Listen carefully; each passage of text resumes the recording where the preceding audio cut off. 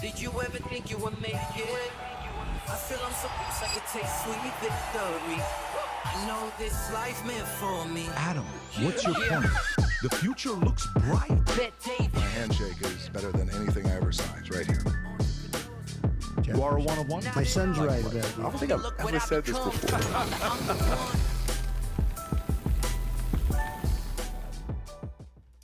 All right, so What? what an interesting, right? You would think what a weird day today is. Horrible. Pre-market. Yep. Oil is already at 100. Yep. 99.20. Yep. Yeah.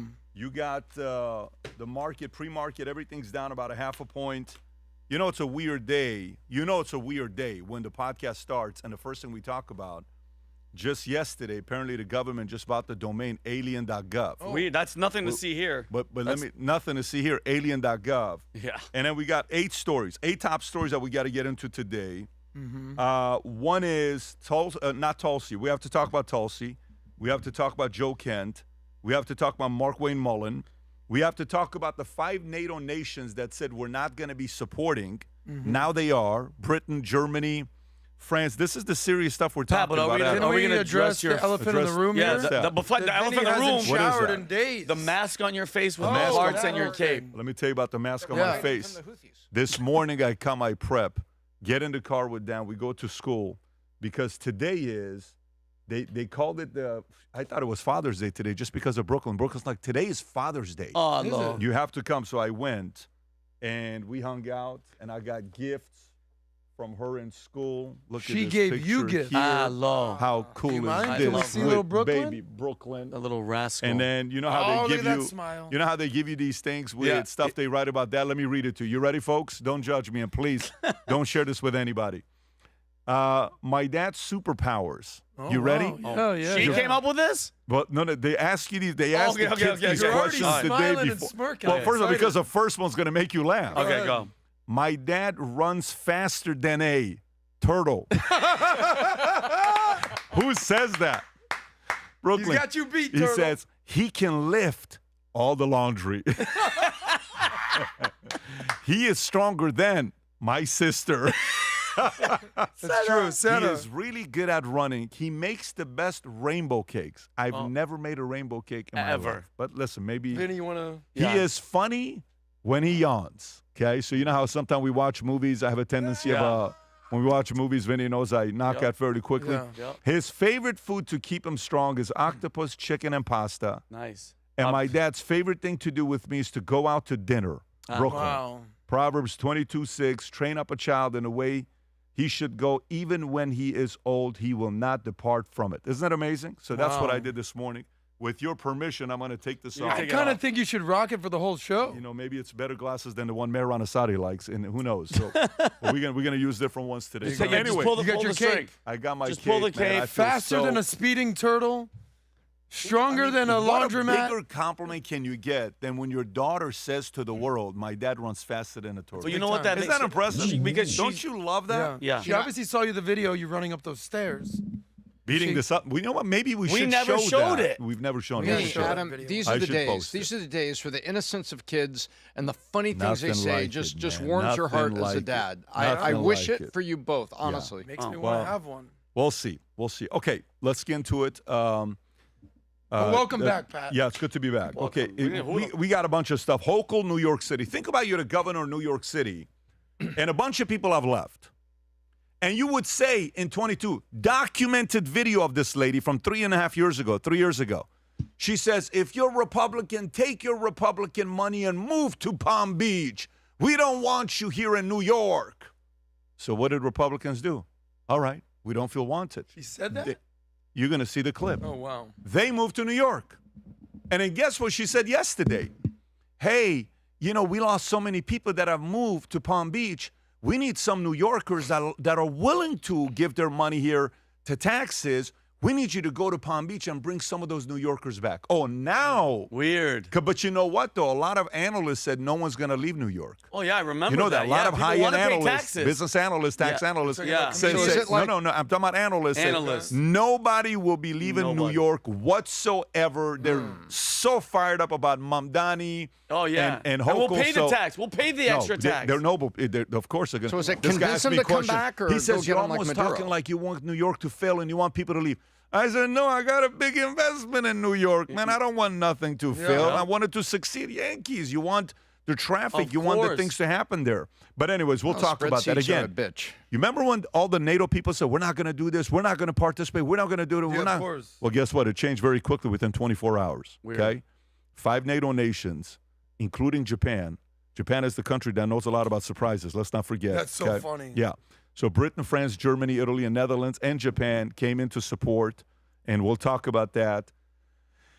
Tulsi will talk about this lady from The Bachelorette. Did you see how sweet she is and what she did to her husband and her kid? Have you guys seen She's this the clip type or of not? woman that you want to introduce to your mother. Well, I'm almost concerned about showing it to Adam because Adam may never have a kid after watching this video. It may be like the full-on condom for the rest of his life. Yeah. This is the reason why. Let's not go that far. Yeah, Pat. you have to watch this video. And then while this is going on, to all the people in media that want to report on what's going on, who were silent yesterday, just yesterday. You know what Iran chose to do yesterday? Just yesterday. 3 young men, they hanged Publicly these hanged guys. them. Hung them from Publicly. cranes? Executed. Ah, this is Public horrible. execution in Iran. Public.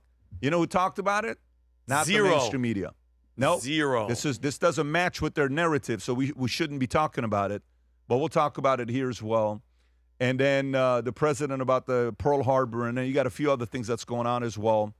A Trump counterintelligence chief who resigned over war in Iran is under investigation for leaking. Okay. White House slams fake narrative that Vance absent from Iran strikes amid Operation Epic Fury. A story came out this morning, which is kind of weird. But a story came out this morning. If you've been following the podcast closely, you know this. Story came out this morning that allegedly J.D. Vance is considering not running for president in 2028 due to family priorities. Okay, To spend more time with his family? that's what it is. To spend more I've time heard with those family. stories Yeah, before. we've heard that. Pentagon is now asking White House for $200 billion as Trump considers deployment of thousands of troops for next phase of war in Iran. And then one of these stories, almost 200 House Dems vote against deporting people who committed fraud. Nick Shirley went to California, found a bunch of fraud. Newsom's camp decided to retweet, and that retweet was a weird kind of a retweet, which we'll talk about. And then, you know who sat right behind of Markwayne Mullin when he was being sworn in, when he was going through the whole, what do you call it, the confirmation hearing? The head of the president of Teamsters. Sean O'Brien. the He was guy- on the guy who tried he to sat scrap? right behind him. Look at the picture to the left. Sat right behind. Can you imagine? Their entire lives, that organization is a leftist organization Yes. supporting Democrats. Yeah. He spoke at the RNC, and now he's sitting right behind Wow. Markwayne As his Mullin. guest? As his guest, sitting Wow. right behind him. The last story I want to talk about is I'm a little bit uncomfortable talking about this, but I think we have to talk about it because, listen, if it's true, it's career ending for some of us, including myself. If this is true, this is a story from Fox Business. To all the people at Fox, shame on you for writing this article. The story says, I'm almost uncomfortable. I'm sorry, it's at Daily Mail. It says, how your accent can hinder your job prospects. What you talking about? Exactly. Don't you talk Study crazy, reveals man. how people with foreign accents are seen as less competent. Oh, really? That's what Daily Mail says. Okay? Wow.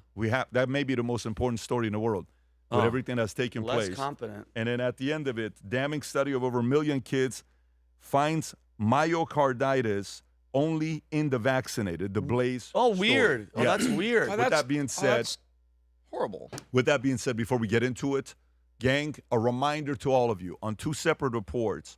One of them shows 51% of you guys who for the last 12 months or so who consume the PBD podcast are not subscribers. If you enjoy what we do and the stories we cover, and you're one of the ones that drives to work listening to us, or you wake up in the morning playing this, or you watch it with your wife or your husband, or your husband turned you on to this, or your friend, or vice versa. If you enjoy the madness here and you support what we do, one of the ways to show the support is to subscribe to the channel. So if you could go right there and click on that subscribe button, it helps us out with our algorithms. And with that being said, let's get right into it, Rob. With the first story I want to get into is, let's go into the first story with, what are the votes saying on the bottom on what story to get into, Rob? The execution of the Iranian wrestler. Really? Saleh Then let's get Mohammadi into that, Rob. What page is that on? is Saleh Is it 7? Mohammadi. yes. Page 7? Okay, there it is. I don't see it on page 7, Rob. Nuclear program, U.S. President. I don't see it on page 7. What page? Oh, I'm sorry. Page 8. Mojtaba. Okay, there you go. Saleh Mohammadi. Okay, so here we go. This, by the way, if you live in a free country, you almost don't believe these stories. You're going to say there's no way this is true, and this is what's happening. But this is what's happening. Mojtaba Khamenei's regime, the IRGC in Iran, executes champion wrestler as Iran intensifies brutal crackdown during war. There's a video of them, Rob, if you want to see them in court while right there. Go ahead and play this clip. Go for it, Rob. Waging war against God by drawing a cold weapon, such as a knife or sword, during illegal gatherings and riots, and causing violence that leads to murder and martyrdom is a serious matter. Unfortunately, in the city of Qom, during the early hours of the night on the 18th, such a tragic event occurred. So this is what the court is saying. These are the 3 boys. You can stop it right there. Yes. So while this is happening, okay, in Iran, let me read this story to you, and I want to come to you guys. The Islamic Republic of Iran judiciary on Thursday ignored a U.S. State Department warning, along with pleas from elite Iranian-American wrestlers to not execute 19-year-old champion wrestler Saleh Mohammadi for protesting against the Khamenei regime. Reports say Mohammadi was killed in a public hanging seen as a barbaric move by the Iranian regime to snuff out the ongoing movement seeking to topple it. Nima Fat, a human rights activist and Iranian combat athlete who's an expert on elite Iranian wrestling, told Fox News Digital his execution was a blatant political murder, part of the Islamic Republic pattern of targeting athletes who crush dissent and terrorize society, as seen with Navid Afghari and others executed despite international outcry. He said the IOC, International Olympic Committee, and the UWW, United World Wrestling, should have intervened forcefully with public ultimatums threatening immediate suspension of Iran's NOC, National Olympic Committee, and Federation if the killing proceeded rather than relying on ineffective quiet diplomacy, given their own commitments to protect athletes from politically motivated harm. Vinny. Well, I don't know if you guys caught that the human rights group said that he was tortured into confessing to a crime that he didn't do. Everybody's out there. Remember the revolution was happening. People were in the streets. They were fighting. Can you say that one more time? But this is the thing, because there's people that will say, no, they killed a couple people. This is what they did. Their model. Repeat what you just said right now, please. The human rights group said that Mohammadi was tortured into confessing to the capital charge of waging war against God. Okay? Absolutely. But guys, there's zero belief that I believe that is like the fact that he just was in the street, a professional, high-profile athlete, and he's in the street stabbing people. Really think about that for a second. It was a political murder, what they did with him, okay? Now, I want you guys, FYI, has there been an update of the female soccer team? Think about right now where those girls are, not the ones that defected and stayed here. Think about the Iranian women. If they're doing this to him, these women embarrass the Islamic regime. They're probably in a dungeon right now getting tortured and probably worse. Tom, do you agree? I absolutely agree. And I think what also happened here, we have to understand how these kind of regimes work. People say, he's such a high-profile guy. You know, how could they do it to such a high-profile guy? You know, well, that's the point. If we're willing to execute this guy, imagine what we do to you. And the crime is by waging war against God. And then they also were saying he had a knife. He actually stabbed one of the police officers. Those weren't police officers. They were government soldiers shooting into crowds. Thank you. And so when you look at the whole thing here, I look back, and do you remember where this started to me 4 weeks ago? What did Trump say? Don't you execute people you want to call dissidents. Don't step over that red line. Yep. And here we are. And they do, and you know what drives me crazy, Tom? People sit here and in comfort and they act, or I think it's just they're uneducated. They don't do the research. The Iranian regime, they're like, oh, they're just misunderstood. We need more diplomacy. No, okay? They hang citizens for protesting in the street, and not just a regular citizen guy. This is like, Pat, this is like their #1 wrestler. This is like an Olympic freaking high, and if they could kill that guy, imagine the regular people that don't mean anything. So just FYI to people out there, if they treat their people like this, how do you think they treat the rest of the world? How do you think that they look at people like us when they say death to America?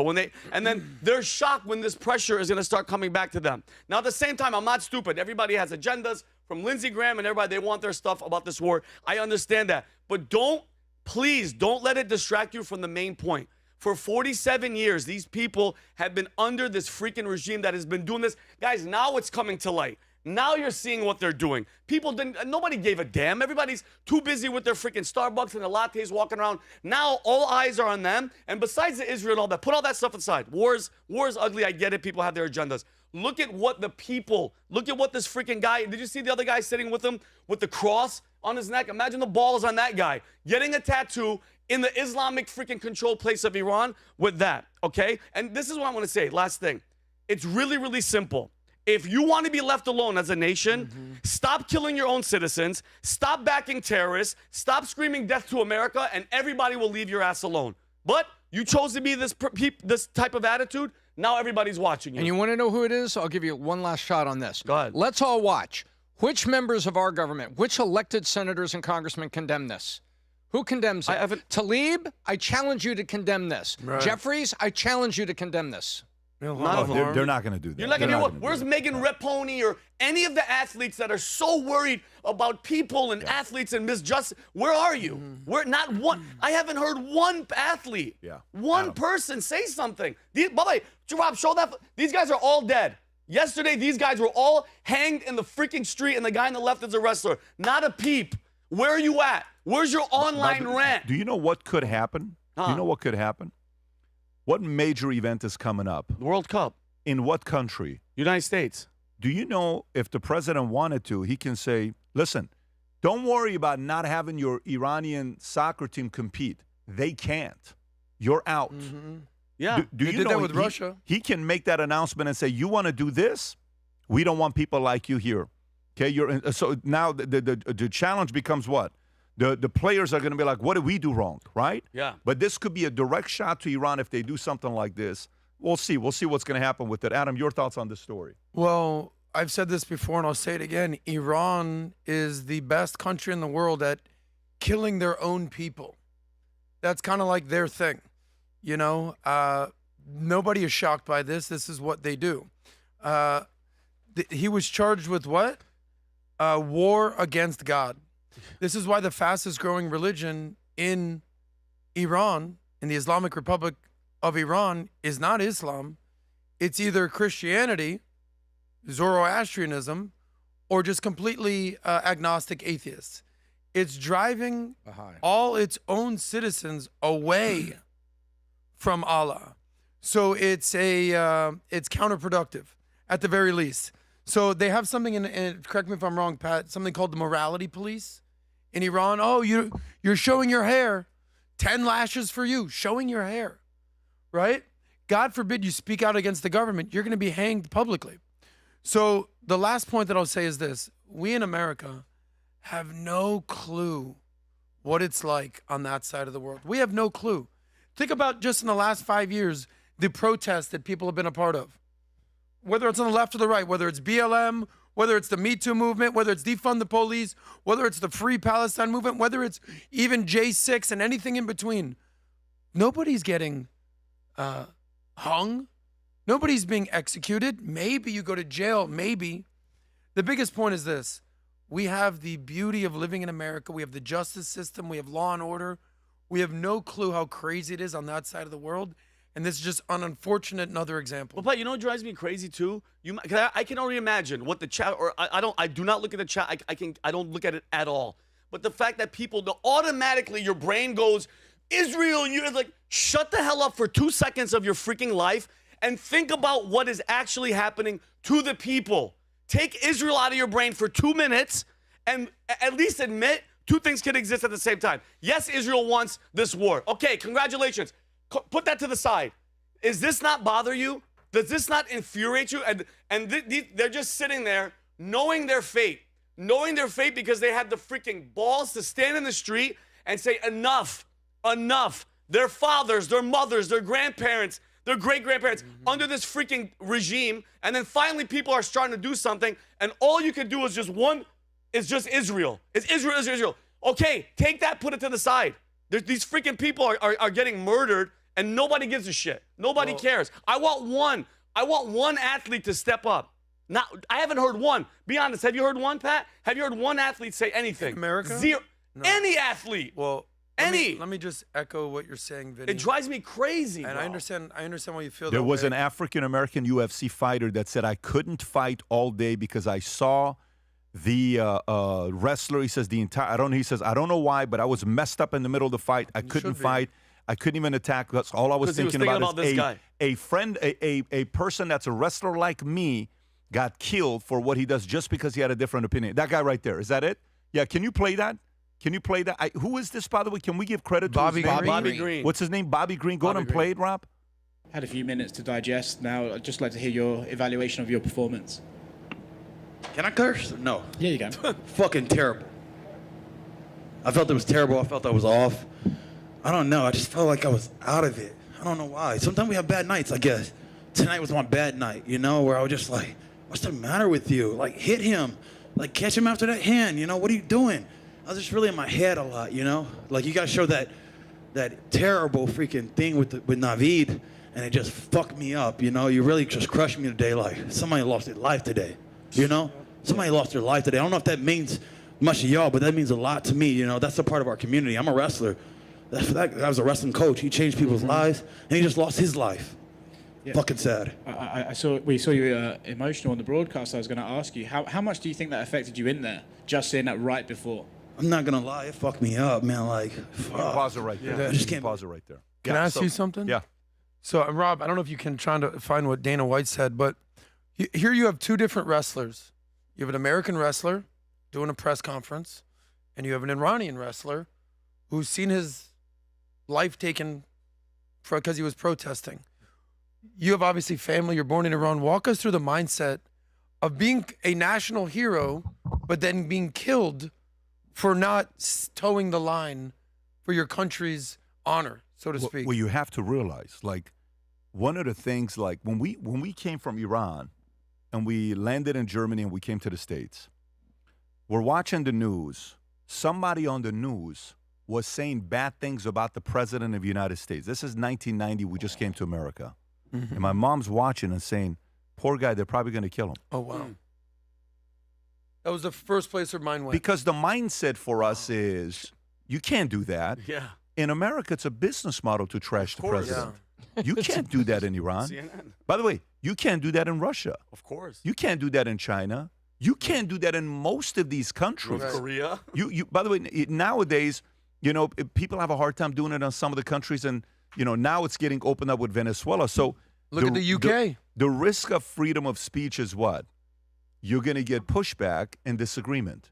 Okay, you can't do that in Iran. So in Iran, the messaging goes: the guy we played a week and a half ago, he says, bring all of those people back. Make an example of them so everybody knows you can never, ever speak out against the Islamic Revolutionary Guard. But in America, that's not something that's this guy right here. Listen to what he says. Go ahead, Rob. Parents. Just 2 minutes. If your son or daughter doesn't listen, it's not our fault. Anyone in Iran today who utters a tune that harmonizes with the enemy, under their feet is Tel Aviv, and in their head is Netanyahu. A shooting order has been issued for them. No one has ever spoken to you this frankly. We don't want your child to be killed because your child is ignorant. Do you hear that? Like don't make us kill your kids. Don't make us kill your kids. It's like the husband the guy that hits his wife and says, you made me do this. Or the father that hits his son and says, you made me do this. Why did you make me do this to you? Why did you make me do this to you? That's what that is. So it's a very different world that is taking place. And by the way, guess what? That's someone's son, that's someone's brother, that's someone's nephew, that's someone's cousin, gone. There is no more birthdays, dinners, nothing.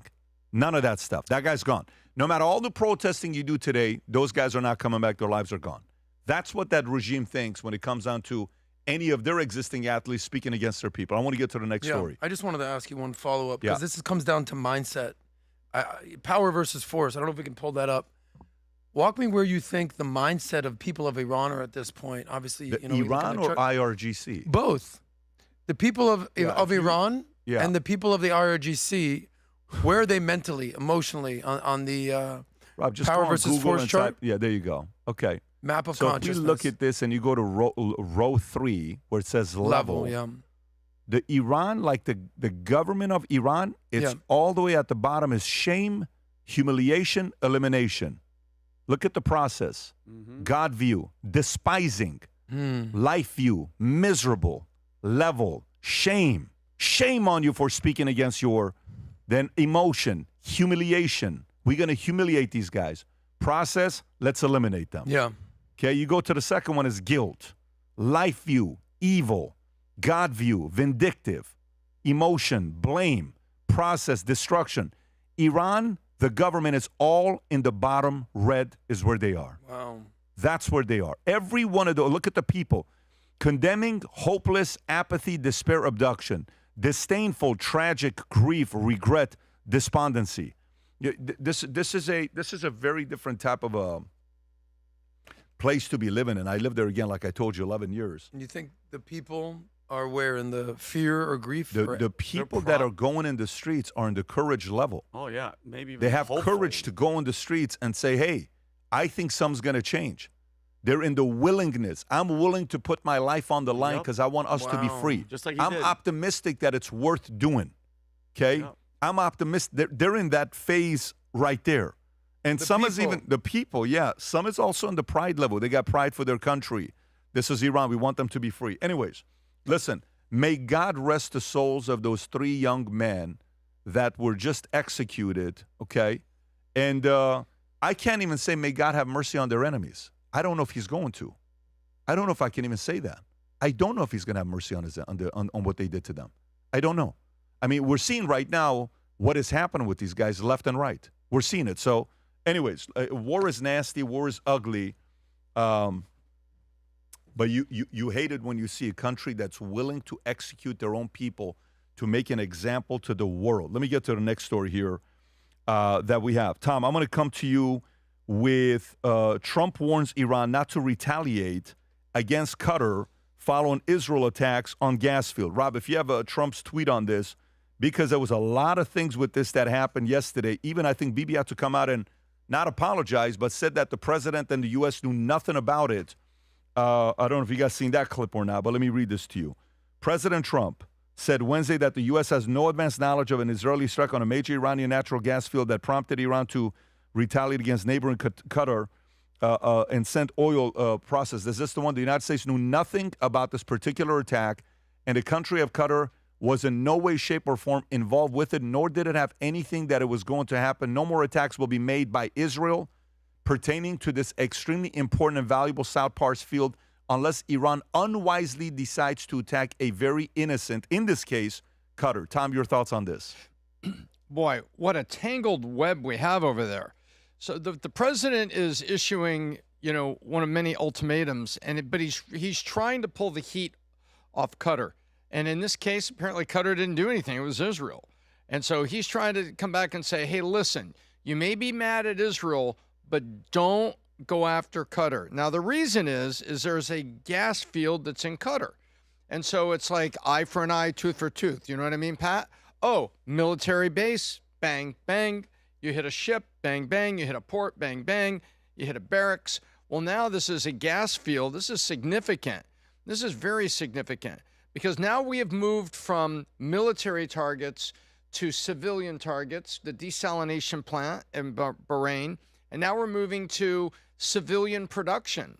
Now, you could say it's state production, okay, but we're we're moving up on the list of targets, and Trump is trying very hard to get Iran to understand that this is not, I don't want you to go back and attack these guys, because he's trying to protect Qatar a little bit, but really what he's trying to protect, Pat, is energy and energy manufacturing and energy deployment. That's what he's trying to protect. Adam, thoughts? So everyone has a different agenda, right? There's some three main players here. You have the United States, you have Israel, and you have Iran. Obviously, there's some ancillary players. You have the Gulf states. So everyone has a different agenda. So what is USA's agenda, right? You could say that it's to completely weaken Iran, right? Whereas Israel, they probably want to take it a step further. They want to completely destroy Iran. What's Iran's goal here? What's their ideal outcome? Just survive. So how is Iran going to survive? Well, they're not going to beat America and Israel in a war. They're already getting destroyed. So what are their ramifications? What can Iran do? Well, they can basically shoot up gas stations and ships and ports to basically eliminate the energy. Because what percentage of the world's energy comes from the Strait of Hormuz, Tom? Like 20%? Correct. So they're not going to win a real war. So they have to basically beat up and destroy their own assets and neighbors and citizens, as we just covered. They'll destroy gas stations, they'll destroy boats, they'll destroy their neighbors' infrastructure, and they'll kill their own citizens. So what happens when an animal is backed into a corner? They'll lash out and try to save their own life. This is what they're doing. They're playing for their own life here. And whether this, you know how long we've been at war with Iran now? 47 years. Well said. But this particular version, 3 weeks. Everyone wants this done. When do we have it? It's been 3 weeks, guys. February 28th. Today's March 20th. This can't be a long war, Adam. Okay. This cannot be a long war. So great question. Great point. It can't be. It can't be a long war. Define long. Because to me, 3 to 6 months is completely normal. Anything above 6 months is a long war. Anything above 6 months. And by the way, let me tell you, there's two things I'll read to you here. The reason why I'm saying anything above 6 months is a long war, former Israeli ambassador doesn't think Iran's war will last for an extra 6 months. He doesn't believe it'll last for an extra 6 months. Doesn't believe. I don't know what that means. Does that mean that, hey, mentally get ready, it's going to be 6 to 12 months? It could be 12 plus months.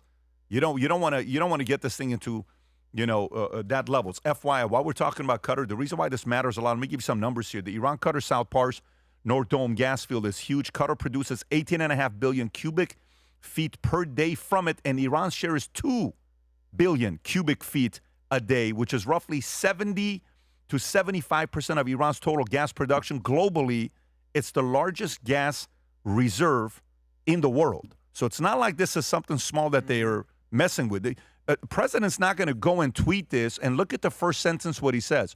Rob, you just have to tweet up. He says, Israel out of anger for what has taken place in the Middle East has violently lashed out. Those are not complimentary words towards Israel. Yeah. Lashed out at a major facility known as the South Pars field in Iran. A relatively small section of the whole has been hit. The U.S. knew about nothing about this particular attack in the country. Qatar was in no way, shape, or form involved in it, nor did it have. So look what he's saying. It's like, hey, this is the second time he's done this. This is the second time he's done this. Like, hey, what are you doing? Don't forget the last time. Do I believe who? Trump. That's saying what? Do you think that he feels this way, or it's projection being like, listen, I know what you did, but I'm going to publicly condemn you? Oh, it's 50-50. Yeah. I think it's 50-50, but I think a part of it is, listen, all I'm going to do is I'm going to process the way I think, and I relate to what he's saying because of how I would process. Yeah. I would call and say, what are you doing? What are you doing? Yeah. If you want my help and you want me to support, you can't do something like this. Qatar's a partner of ours. You want me to get a call from them saying, hey, I thought you had Israel under control, and then now you do something like this? Don't do this again. Don't do this again. So to me, I do think a call like that took place, and I do believe Trump said, you better get in front of the camera and talk about the fact that U.S. had nothing to do with it, and he did. I don't know if you guys saw Bibi got out there and said that in no way, shape, or form was U.S. involved on this, and he almost had to, what do you call it? Apologize for it. Could it be a different way, though? Well, I know, because I love what you said, but here's my thing, Pat. At what point, so if Israel has, like, this is the second time. That right there, watch this. Go ahead. Play this.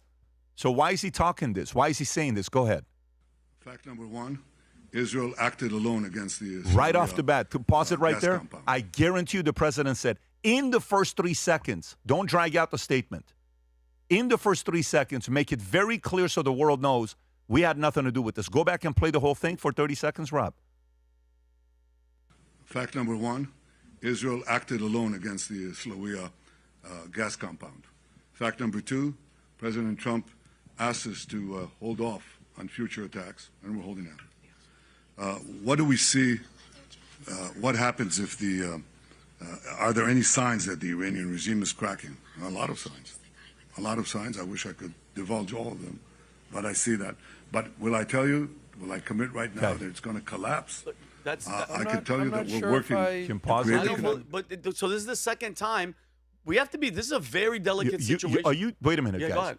Are you telling me Trump supported this hit? No. I'm not saying. No. Can I say what? I'm above 50-50 that Trump was telling the absolute truth in that post. I'm not. And he was trying to protect world energy production. What I'm saying is, Pat, we have What's to your point, Vinny? My point is, we went to this together. And what Marco Rubio said is, we knew Israel was going to go, so we went. Yeah, you can't do that. You're ready for this? You know why this is dangerous? We're partners in this. So if your partner is going, for instance, Pat, if me and Adam are going on to somebody's house and Adam takes out a gun and shoots the person at the house, I'm going to jail too. So this looks horrible on us because wait, you can't do that shit and then be like, oh, my bad. He told us not to do it again. This is a very, very delicate situation. Let's see what your perspective is. Yeah, this is not good. I don't like it. So what I've learned from Trump and even Bibi, what they say publicly might be different from what they do privately. There's a chance, I'm not giving a 100% guarantee, there's a chance that the military knew, hey, listen, Israel's going to do this. But what we're going to do is publicly be like, dude, don't do that again.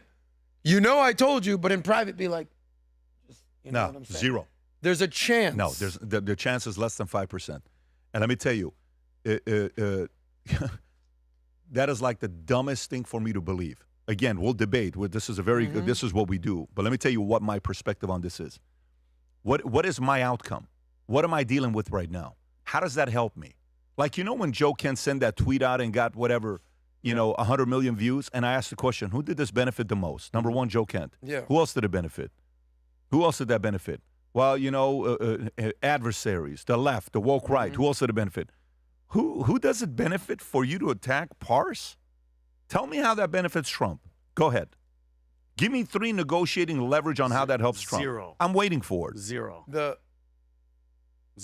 How this would help Trump. In what way you hitting this that's a partner of yours, you're behind closed doors. You're just convincing NATO to come and support you, and they don't want to get any deeper. And then the partner, how do you think this call goes? Hey, guys, listen. UK, France, I have Israel under control. UK, France, Germany, Netherlands, you guys, Japan, come through. Nothing's going to happen. We need your back. We got to be politically on the same page. All this other stuff. And then while I'm getting you to say, no, it's not as bad as you think it is. We have this under control. Boom, you hit Parse. And then they're calling, hey, man, do you have control of your guys or what? What is he doing? No, I have control. Hey, what do you, that's how this goes. I see your point. No, I don't. Totally. I don't like it. I'm just wondering how closely the military is communicating on these types of things. You have or to if realize. It's just kind of like, you do your thing, listen, you do your thing, we'll meet in the middle. Between these two countries, who do you think wants to eliminate Iran more? Israel or U.S.? Israel. They're right there. Give me the split. Give me the split. 80-20. Okay, I'm with that. Like I said earlier, Israel wants to destroy them. 80-20. Okay. The United States wants to weaken them. Totally get it. 80-20. This is not a Monroe Doctrine. This is not on our side. But guess what? We have partners, and right now he's working with the Board of Peace, so he's bringing a lot of the Gulf states. He likes to work with the Gulf states, folks. He likes that he's decent and good with Qatar, and Saudi and all those guys. He's brokering a deal that's never happened before, right? So we understand Israel's like in the meeting of Israel, hey, do we tell them or no? Hit it. Yes. Hit it. Yep. Do you want to call the president? No, we are our own country. Hit it. If you do that in these types of situations, this is like, listen, if I get a call from school and one of my kids gets in trouble, here's how I work with them. I say, you tell me the truth, I have your back. But don't put me in a position where I can't defend you, okay? So this goes to the story where one time he gets kicked out of soccer camp because he punched a kid in the face and knocked him out. And so all we see is he punched a kid in the face, and this is Tico. The kid is knocked out on the floor crying, Mom and Dad, what kind of a son are you? What's wrong with your son? I'm like, wait a minute, what? What happened? He comes to me crying, you know I never lied to you. You know I never lied to you. Look at me in my face. What happened? He punched me in the stomach first. I said, I'm going to go fight for you, but you better not lie to me right now. I'm telling you the truth. I go to the owner. I said, turn all your cameras on. I want to see what happened. They turned the camera on, and it shows that the kid punched Tico in the stomach first. Then he knocked his ass out. So I said, because they kicked him out, suspended him, humiliated him in front of all the kids. I said, hey, you guys got to apologize to him, not to me. He's got to come in. They kicked the other kid out, and Tico went back to practice. I remember. That part is very clear. You do something like this, they don't do stuff like this. If I'm going to empower you, you need me. You needed our B-2 bombers to go out there and shoot the nuclear sites. What the hell are you doing? You don't behave like this. Get your act together. So I think there's a part of that behind closed door happened, but Trump also doesn't want to elevate it publicly more than it is. Even though he is here furious, he has to be here because what is everybody else going to say? What are they waiting to say? I told you. No, relax. Yeah, he effed up.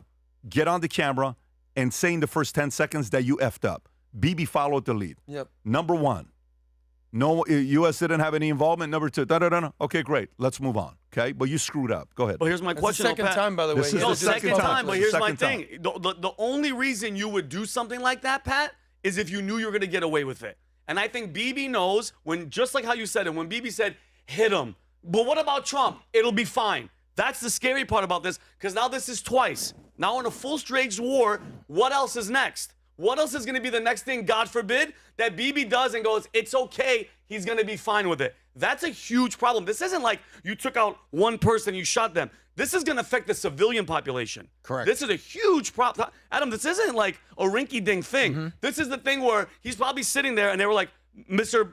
Prime Minister, if you do this, he's going to be furious. And he still said, do it.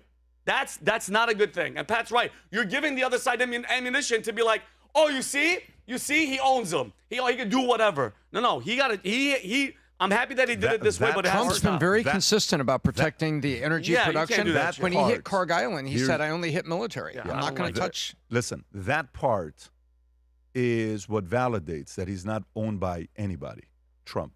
He owes favors because you're a deal maker. When you're doing deals, what do you do when you're making deals?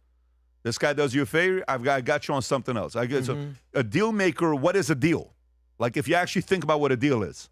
Two people meeting in the middle to accomplish a goal. I'll do You this scratch for my you. back, I That's scratch your back. So guess what? Funny thing about my back? Does he have these things? Does he have these things that's going on? Yeah, of course. But do I think in this situation he's showing that, hey, pump the brakes and don't do that again? Yes. Will they accidentally push a little bit more than they probably should to get some things passed? Yes. Long term, does that benefit him? I don't know. We're going to see what's going to happen here. And by the way, as we're going through this with oil prices, Goldman Sachs put out a report that I want to read to you guys on the basic formula for everybody to follow. This is the formula that they're given on how it works out. So, a tax on energy infrastructure means higher energy costs everywhere. For perspective, $10 barrel oil translates to $10 plus oil translates to roughly a direct impact of 0.1% to the U.S. GDP. So if the Middle East tensions push oil $40, it could subtract 0.4% of U.S. GDP, which is $100 billion, and lost economic growth and higher prices. So just know that number right there. Per $10 equals 0.1% of GDP, okay? So if this all of a sudden goes, because some analysts are saying that it may go to $200. Tom, you've seen that before. If it goes up $200, what's $200? $200 would mean it's going up from 67, 65. It's 135. 135, if it's 0.1%, it could be an impact of $1 trillion, $1.5 trillion in economy. So there is a direct impact that's being posed with this, because as they're breaking it down, they're seeing what's going on. Right now, gas prices are what? Is it U.S. crude oil? Is it 95.37, Tom? U.S. average, I thought, was 387 yesterday. Can you just, Rob, just... Gas prices? Yeah, U.S. gas price national average. Go to AAA or... Yes. 388. 388, 387, 388, yep. Mid-range, 438. 438, 388. Yeah, the regular is 87 gas, and mid-grade is the 89 gas. We'll see. We'll see what's going to happen with that. It's up. It's almost $4 for regular. I'm just saying airline flights are about to start going crazy. Which flights? Airline tickets. Yeah, they're saying if you summer can get on an fare, airplane, because with the shutdown, TSA's got huge summer lines. fare could go up. Airfares could spike more than $100 as jet fuel prices rise over Iran. Experts, Rob, is this it about? Yes, from CBS News. It's 3 minutes, Rob. I don't want to go 3 minutes. She gets to it right in the Okay, go for it. The war in Iran has caused oil and gas prices to spike, and it's not just affecting cars on the road. A recent analysis by Deutsche Bank shows those rising oil prices are also leading to airlines hiking their ticket prices. The analysis also warns airlines may start reducing flights and grounding planes altogether if the cost of jet fuel continues to grow. There you go. So that's going to be a direct impact.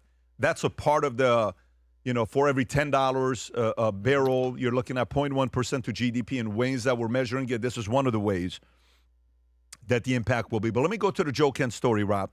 What new things have formulated with Joe Kent? Is that okay? Let me read that one and we'll get into. We'll open it up. Trump counterintelligence chief who resigned over war in Iran, under investigation for leaking. Okay, so we have a bunch of things on this. So guys, be ready because I'm going to come to you. And Vinny, I'm probably coming to you first. Okay, what page is that, Rob? Vinny. Page 16. It doesn't match page 16, Rob, the story. So if you're... page 15, Trump counterintelligence okay. chief. So let me go to page 15. So the former counterintelligence chief who resigned over the ongoing conflict with Iran is reportedly under investigation at FBI. Joe Kent, who issued a scathing letter of the resignation, National Counterterrorism, has been accused of improperly sharing classified information, according to Semper. The probe into his alleged misconduct has been ongoing for months and predates his resignations from the intelligence agency. This is Daily Mail. The shocking development comes just hours after Kent told Tucker that the U.S. was providing faulty intelligence from Israel about the war. White House officials suggested Tuesday that Kent was an egomaniac who was responsible for national security leaks. Kent said in his post on X that he could not, in good conscience, we read that. Iran posed no imminent threat, we read that. It marks the first major and voluntary departure of senior Trump administration officials since he retook office last year. So, Vinny, I'll come to you first. Yeah, well, I mean, listen, again, I saw Joe Kent's face maybe 3 months ago one time, never knew who he was, didn't do, because, he was never in the news. So then when you do some research, I mean, obviously, Tom, what was it, 11 tours? How many tours did he have? Decorated, gold star. Decorated, like soldier, loves America, lost his wife, I believe, in a terrorist attack in Syria. If I'm correct. That's correct. All of a sudden, 11 completed combat tours, primarily in Iraq. Earned 6 Bronze Stars for his service. So I don't know, Pat. They're out of nowhere. This just come out of nowhere that this happens, because first of all, put this to the side. Thank him for his service. Awesome as a veteran. God rest his wife's soul. But when it comes to the stuff that we're hearing about leaked, if anything from him was leaked, because this is what it's kind of sounded like, was leaked, and somehow, because what's the first interview that he did? First interview, Tucker. first podcast, went to Tucker. Yep. We're finding out from the CIA, and mind you, I talked about this earlier in the week. The CIA is not just going to wake up and go, yo, we're going to monitor Tucker, because you guys know that they're not supposed to do any operations or any surveillance on American soil. That type of situation. No, never. No. Yeah, no, why would they do that? So that means that you're communicating with the foreign nation that we're freaking about to go to war with. They're going to tap your phone. So this is starting to look like there were some leaks from the top that trickled down to somebody like Tucker. Tucker was in communication with Iran. And this could look really, really, really bad. I think this is nastier than you guys think. Way worse. What do you think? What do you think the? Oh, I think this is going to go all the way to the top. Really? I think this is going to go all the way to the top. Your opinion. What do you think? Like, how did this all? Like, what made him go on X, post a letter, say he's going to retire? No. Or he's resigning. Well, listen. Allegedly, there was a couple guys that confronted him because he got caught showing, and he promised that he wasn't going to do anything. He finally confessed. Showing what? That he shared intel with Tucker. Oh, man. Okay, and they addressed it. They went up to him, allegedly. Okay. So allegedly they did. And but they, you mean intelligence? They were like, yo, dude. Yeah, guys are like, hey, why are you leaking info to Tucker? And then he comes back, and now there is even stories. So if you remember last year, again, remember Laura Loomer last year. Say what you want about her. She got, Waltz, fired from his position, okay, with the stuff that was shown. Last year, she says this. I told you last year that Kent leaked President Trump's private messages in meetings, particularly his meetings with Jewish Republicans, to Tucker Carlson and Max Blumenthal, when admin officials caught Kent, who was in the hallway to Trump's office, when he was seen picking up his phone and texting Tucker. He was confronted by senior White House officials who wanted to see if he would lie to their faces. So they cornered him and asked him if he leaked to Tucker. They said he knew it was him. Kent confessed. Kent told him, if you ever do that again, you're fired. Kent was told, if you ever do that again. This was a year ago. Who told Kent that? The other officials told him that, the senior White House officials. So then, now you're hearing reports that this is a little bit weird to even talk about. Now you're seeing reports of, yesterday, Tulsi, or 2 days ago, she's being asked and pressed on questions about this, and her answer is very vanilla. Okay? Very vanilla. Very, very vanilla. And remember, for the last 6 months, what has everybody been saying? Where's Tulsi? I haven't seen her. Where's Tulsi? Where's Tulsi?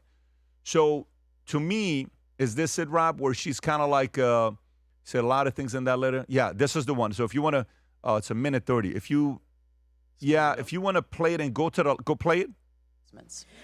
Thank you. I also wanted to ask this because this week there was a high-profile resignation of Director of National Counterterrorism Center. Now, I want to be clear from the outset. I've communicated directly with President Trump my support for Operation Epic Fury, and I was very not only disappointed, but how inappropriate this letter was. And I want to read a statement that and get your personal assessment, whether you agree or disagree with that. And that's this. Early in this administration, high-ranking Israeli officials and influential members of the American media deployed a misinformation campaign that wholly undermined your America First platform and pro-war sentiments to encourage a war with Iran. This echo chamber was used to deceive you into believing that Iran posed no imminent threat to the United States and that you should strike so big right now. There was Vinny. A clear path to a swift victory. This was a lie and is the same tactic the Israelis used to draw us into a disastrous Iraq. Okay, right there. He said a lot of things in that letter. Ultimately, we have provided the president with the intelligence assessments, and the president is elected by the American people and makes his own decisions based on the information that's available to him. But do you agree with, does that statement he made, blaming Israel, concern you? Yes. Okay, so watch this. Go back 20 seconds from the moment she starts talking and what she says. Tulsi's a pro. Oh, I love and look, but you have to realize what's going on here, Vinny. Press play. Listen, what's going on here? He said a lot of things in that letter. Ultimately, we have provided the president with the intelligence assessments, and the president She's not defending position. Elected by the American people and makes his own decisions based on the information that's available to him. We gave you the information. You make the decision, right? Pause it right there, Rob. Pause it right there because she's asking that follow-up. Okay, go back when she starts following up with the question right there, please. So watch her answer. Does that statement he made, blaming Israel, concern you? Yes. What does that mean, yes? Concern you could mean, yes, yes, it concerns me. Yes. So, but yes could mean I agree with them. Of course. Right. She's not yes means I'm not. It's a vague yes. So she may resign in the next few days. I wouldn't be surprised if she's next and she resigns. I don't think she will be fired. I think she will resign. Okay, I think she'll step down in the next few weeks, maybe. And by the way, my guesstimation, my gut feeling of her resigning, 20, 30%. Okay. That's still a high number. Oh, yeah. That's pretty Oh, yeah. high. And let me tell you what else happened yesterday, which is kind of weird. Story comes out with J.D. Vance now saying, dropping stories out there to people, which is what? Hey, I'm not going to run. Have you seen this? Rob, haven't can you verify this if this is true or not? Is story of from the AFP Post News saying that J.D. Vance is considering not running for president in 2028 due to family priorities. Okay, did you guys see this or no? It was in the podcast. You sent it in the podcast. Yeah, not going to run in 2028. Do you see anything coming up, Rob? Yep, right there. Okay. The decision to keep J.D. Vance in the situation Vance was deeply behind the scenes. No, not this one, Rob. Just It was in the right there. You just had it right there. Go back to Twitter. It was the next story. Kind of no, not there. Pat, can I read it for you? Yeah. So, I have it. Rob Okay. has it as well. I just want him to find it. I texted to him this morning. So if you go to the right there above it. Okay. Oh, yeah, it was the first thing you texted. Yeah, J.D. Vance is considering not running for president in 2028 due to family priorities. This is 11 hours ago. Vance will discuss this matter with his family to decide if the timing is right. If wife Usha is currently pregnant with their fourth child, other speculation suggests that Republican polling shows strong push for Marco Rubio and causing Vance to reconsider political environment. Strategists caution that a heavily contested primary followed by a general election loss as VP could potentially decimate Vance's future ambitions as the primary and high. So if you run and you lose in the primary to Rubio and you're the vice president, that's a pretty heavy thing right there to happen. So to me, where does all this go? The alliance. Tucker, Joe Kent, probably Tulsi.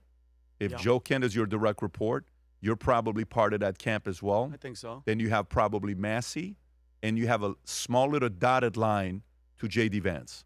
So I think what just happened with Joe Kent is the nuclear bomb to put a divider? Divide between them. And I know yesterday the press secretary, who does a phenomenal job, she got up and she said to all the people that are saying stuff that's going on with Tulsi, shame on you and whatever, she kind of defended her while Tulsi is standing behind her.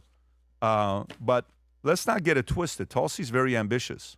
Oh, yeah. Tulsi's very ambitious, and she doesn't see herself as just having this job. That's the one, Rob, I think. Is that it? Yeah, play the clip. I think, who is saying that she would release this to try to boost her standing with the president? Who has said that? Well, the president has publicly undermined her when it came to Iran. He said she was wrong. He told me that she didn't know what she was talking about. That was on Air Force One on camera. The only people who are suggesting that the director of national intelligence would release evidence to try to boost her standing with the president are the people in this room who constantly try to sow distrust and chaos amongst the president's cabinet, and it is not working. I will just answer your question directly. I am with the President of the United States every day. He has the utmost confidence in Director Gabbard. He always has. He continues to. And that is true of his entire cabinet, who is all working as one team to deliver on the promises this president made. Does anyone else have... You can pause it. She may be one of the best ones ever. Now, obviously, I can't say she's the GOAT because we all know Karine Jean-Pierre is the GOAT. We can't ever undermine her. She's really for good. her to read off the papers, everything was written to her. The ChatGPT press secretary that we had, Karine Jean-Pierre. But I think something's going on here, and I think goes all the way to the top. By the way, can you verify this? Did Joe Kent vote for Bernie Sanders? Yes. Did he vote for Bernie Sanders? Was he a Democrat until like 2021 or something like that? 2016, he voted for until Bernie, until 2021, Joe Kent was a registered Democrat. In 2020, he voted for Bernie Sanders in the Democratic primary. Vinny, do you see this?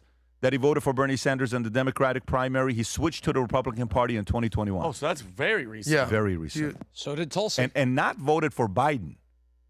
He voted for a socialist. Not Biden. So this isn't like Tulsi or this isn't like voted for Bernie. Mm-hmm. Adam. And also apparently voted for Bernie in 2016 when he was the... Right. But... So with this Joe Kent story, the first thing I thought of when I heard, well, Joe Kent said something about Trump was, who's Joe Kent? I mean, let's face it. We study politics. I've been actively studying politics for at least a decade. We've been doing the show for 6 years. I've never heard of this person. Have you ever heard of him before this situation? The name didn't ring a bell to me. So I want to know where you're going with that. Because to me, you don't get the job, the Director of National Counterterrorism, without being somebody. No doubt. Yeah. You know, the vetting process should come into question. But at the end of the day, we're saying, do you trust some guy you've never heard of or the President of the United States that all four of us has voted for? To me, it's 100% versus 0. Now, let's go deeper of who this person is, though. We're not just going to dismiss him and say, can't trust anything because I don't know you. Okay, let's go a little deeper. Apparently, he did vote for Bernie in 2016, then vote for him in the primary. Then there's even Trump tweeted, hey, this is what this guy said 2 years ago, complete Iran hawk. And now he's this Iran dove, and then it's basically fizzled down to, yeah, Trump's controlled by Israel. Tell me where we've heard this before. So to me, at the very least, he's flip-flopping, he's impressionable. But at what point, how did this happen? So 2 quick stories. I used to have one of my best friend's younger brother. Whenever I would see him, he was somebody new. I was like, oh, what's up, dude? How are you? He's like a little skater kid. The next time I see him, he's a little gangster. Next time I see him a few years later, he goes, yeah, I'm actually becoming a rabbi. Becoming a rabbi? What? See him a few years later, he goes, no, I stopped being a rabbi. I'm a teacher now. And then I see him recently. He's like a Jewish kid, but he's pro-Palestine. I go, listen, at what point are you just completely confused with who you are and are completely impressionable by the world around you? To me, that's Joe Kent. He served in our military, respect, but you're voting for Bernie, then you become MAGA, then you become this Iran hawk, then you're this Iran dove, and now, because apparently his wife is very, very, very anti-Israel, his new wife, he's now accusing the Trump of being a Bibi puppet. How many times have we heard the Putin puppet thing? And what did you say about the puppet strings with Elon? That's just the latest iteration with this. Last thing about Joe Kent, you know this is his second wife. Did you know this? His first wife, God bless, rest her soul, was killed by ISIS in Syria in, I believe, 2019. His wife was killed by ISIS in Syria. Nothing to do with Israel. His new wife, the latest wife, it's only been 2 years, is vehemently anti-Israel. So I think he's gone through a lot. I think he's confused. I think he's under major duress and stress. He's flip-flopping on issues. He's obviously had some major issues in his life. And, they say, who's the last person in your ear? The last person in his ear now is this Max Blumenthal, far-left, isolationist, anti-Israel woman. And that's the latest recreation of whoever Joe Kent is. My final thought is this. Joe Kent himself is here today, gone tomorrow, and Trump and MAGA are stronger than ever.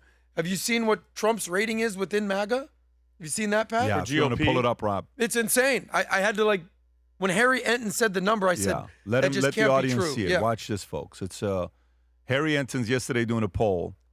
Go ahead. Yeah, sometimes you look at the polling data and there are numbers that just jump off the screen at you, and this is one of those. Because just take a look here. MAGA GOP view of Trump. Approve 100%. 100%. If you are a member of MAGA and the GOP, you approve of Donald John Trump. 0% say that they disapprove. You don't have to be a mathematical genius to know you can't go higher than 100%. He is the 1972 Miami Dolphins.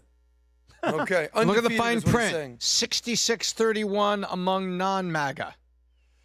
So that means the Even Republican against side is- non-MAGA, he still has 2/3 of them. Correct. So, That's meaning right when there. they say MAGA, they mean the Trump's base, Like guys like you.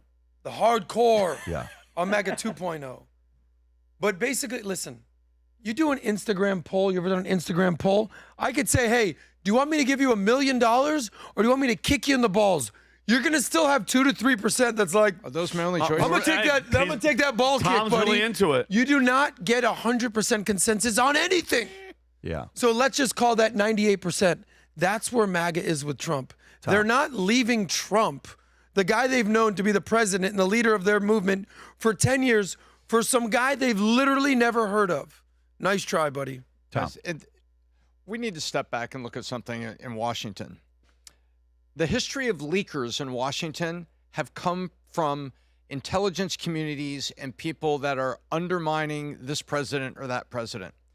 One of the most famous leakers, if you know your history, was during Watergate. And Woodward and Bernstein referred to it as Deep Throat. Now, Deep Throat's got terrible connotations because it was the name of a porn film in the 70s. Tom, let's just stay on politics and Watergate. Woodward if you and can. Bernstein referred to it. I'm so and, sorry, Pat. You know, the guy, I don't know if it shows it here, but the guy who was eventually exposed to have been Deep Throat, which was the guy that was leaking to Woodward and Bernstein all during Watergate. Mark Felt, who was deputy director of the FBI.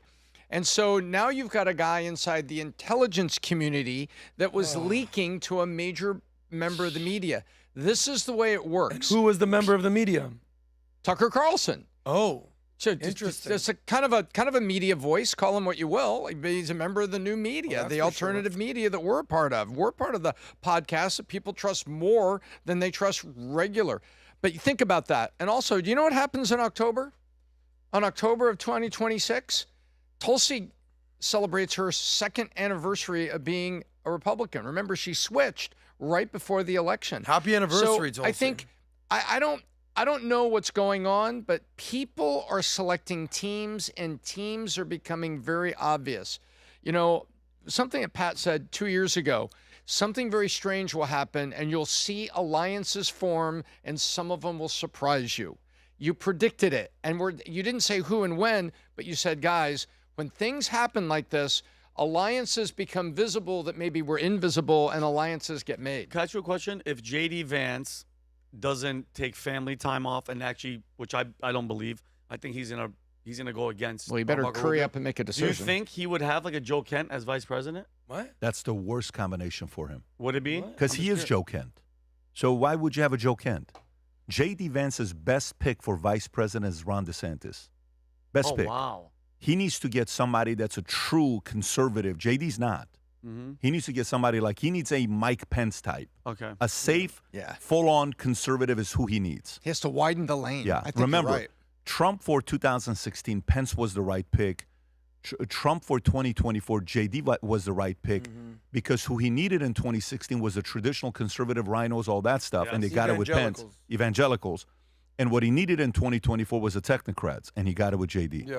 So you have to realize it's a very, very different strategy. So for J.D., if he runs Joe Kent, 100% you're losing. No, Okay. Joe It's a horrible pick Joe together. Kent is Yeah. here today, gone No. tomorrow. I don't think we'll ever But see this guy then again. why would he win do- anything. why would he do when what he everybody did? said Michael Avenatti Yeah, is of going to run course. for office. Well, here's my That's question. what Joe Kent. I don't know if Joe Kent what he's going to end up doing. By the way, that's Joe what I'm Kent, you know, I'm just curious. if he did this stuff, Oh, he's in deep trouble. and they haven't, he's getting arrested. Oh, yeah. Yeah.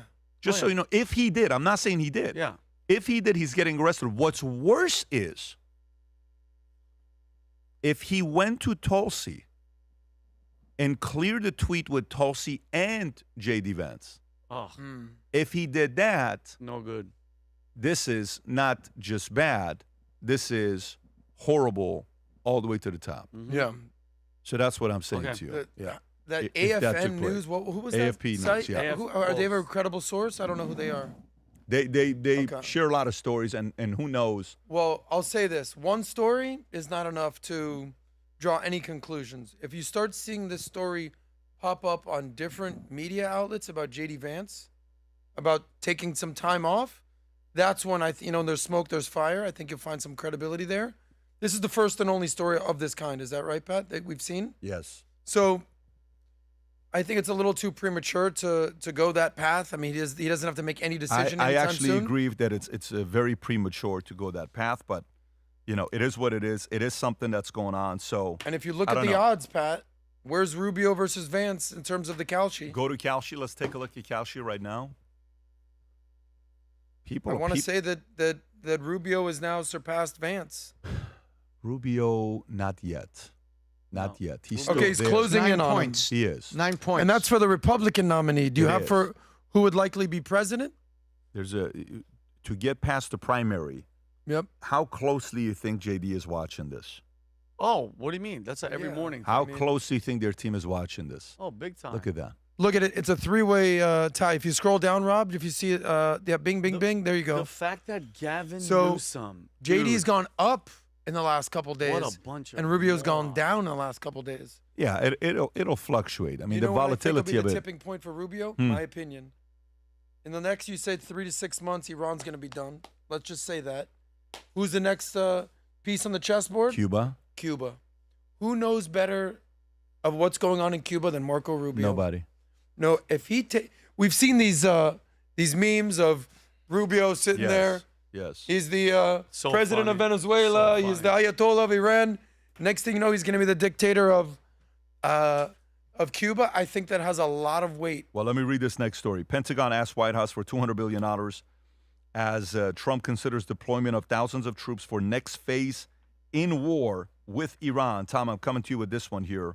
Rob, is that it? Yes, sir. Go for it. There was a report last night that the Pentagon asked the White House for $200 billion for Iran war supplemental. Can you confirm this, and can you explain why a package this large is necessary? Well, first of all, none of this would have been possible without Midnight Hammer, without that audacious mission with very clear goals that did obliterate their ability to enrich and the capabilities they have in those facilities. So it created the conditions for Iran to step forward and say, okay, you can reach out and touch us like that in our nuclear ambitions. You can see that we're still trying to do this. Let's make a deal. And President Trump put our two best folks on it, Steve and Jared, and they worked diligently, earnestly. I watched it to try to pursue that deal.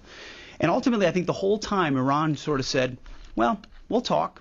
As we build more missiles and as we build more UAVs and we create this conventional umbrella so that if we chose to, we could try to reconstitute the program.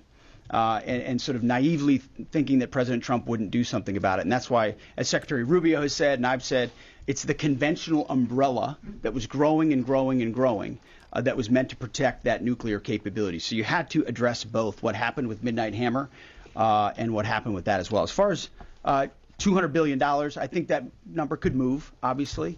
It takes money to kill bad guys.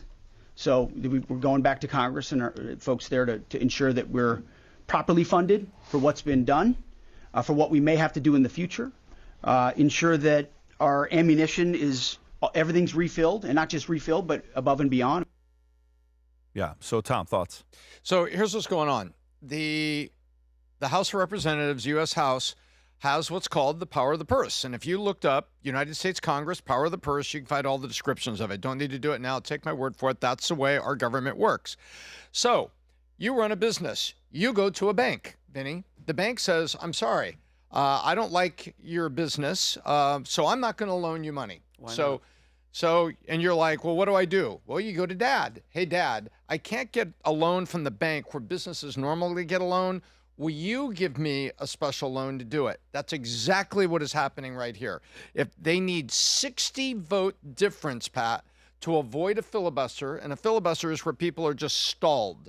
You know, it's just basically just when you see filibuster, just think of it as your mom and dad are just yelling at each other constantly and nothing is getting accomplished and no decision is being made. That's a filibuster. And so to avoid a filibuster, they need 60 votes. And Pat, guess what? They're saying they took a poll, they looked around. Rand Paul is leading a group of Republicans saying, don't vote on war funding. Don't do it. So they don't have the 60 votes in a Congress. So normally you say, hey, we need some more, and this is what we're doing, and can you give me a hand? Nope. So they're going to the White House. So what the reporter is saying is the Department of War going to the White House to get a special appropriation and a special access to funding to continue the war, which is up to $3.7 billion or $900 million a day, something like that, even more now. Is he going to do it? Because, Pat, they can't get it from Congress. Congress isn't going to let him. And so that's what's going on. And that reporter was trying to kind of corner Hegseth to say, but Hegseth wouldn't say it. He said, well, it takes money to kill bad guys. What she wanted Hegseth to say, yeah, we know our Congress is against it, so we're going to get it through White House special appropriation. But he didn't do that. He gave that little speech. I'm just going to make a prediction. I'm not watching the movie, but I'm just going to tell you how the movie ends. Trump's going to get the money that he needs to finish this war. One way or another, like he said, we're taking Greenland. We can do this the easy way or the hard way. What we're doing in Iran is going to take a handful of months. Some might say 3 months, some might say 6 months. I certainly think it'll be finished well before the midterms, one way or another. But they're going to get funding. They're going to finish the job, and then they're going to rely on allies in the Middle East, Israel, and the Gulf countries to actually step up and finish this job, even if the U.S. is back in domestic peripheral. Easy to get 200 million. Why don't they just go to 200 billion? 200, no, easy, 200, whatever. A couple hundred, just even 10 billion. Go to freaking Minnesota. Go to the Somali pirates. Start getting some of that money. All the fraud that Nick Shirley is exposing in California. I mean, we have the money getting frauded out here. They could easily find that money and use it for war instead of all these hospices that nobody's in and all these people driving freaking Lamborghinis and Mercedes and Beamers, which is, by the way, the money's here. It's just where you're going to grab it You're talking from. about the domestic waste, fraud, and abuse. Oh, but yeah. What about the international? We can go to Ukraine and see Zelensky if he's got a couple bucks. Yeah. But give me money. Give me money. Pat, you think this is going to pass? You see this being an obstacle into the war with Iran, or what do you foresee? They'll figure out a way to get it. But if I'm a Democrat, guess what I'm thinking right now? I got leverage to make a bunch of asks. Yep. Period. So guess what? Oh, you want money? No problem. Boom, boom, boom, boom. So they're going to have to make some just like funding concessions. DHS right they're now. They're going to have to make some concessions, and these concessions right before the midterm elections, a lot of leverage for these guys. So I trust they'll do something with it. We still have a couple stories. One of the clips I got to show you guys with this lady who is crazy, crazy what she does to her husband and her kid. But we'll go to that later. Let's go to Markwayne Mullin, Rob. So the Markwayne Mullin, who is announced that he is replacing Kristi Noem. He is going through his hearings. There's a lot of different clips. Rand Paul, there's a moment he gets emotional. Rob, if you want to play this clip with him and Rand Paul, that's a good one right there. Go for it. Complications led to an infection in the space between my lung and chest wall. I spent a week in the hospital having the infection lavaged every 6 hours through a chest tube. Recently, Senator Mullin, if you have time to listen, you were confronted by constituents that were angry because you voted against my amendment to stop all funding for refugee welfare programs. Instead of explaining your vote to continue these welfare programs for refugees, you decided to transfer the blame. You told the media that I was a freaking snake and that you completely understood why I had been assaulted. I was shocked that you would justify and celebrate this violent assault that caused me so much pain and my family so much pain. I just wonder if someone who applauds violence against their political opponents is the right person to lead an agency that has struggled to accept limits to the proper use of force. Being confronted by your constituents. Does he respond, Rob? There is. Senator Mullin, your constituents. Is there a response there, Rob, or no? Right here. Okay.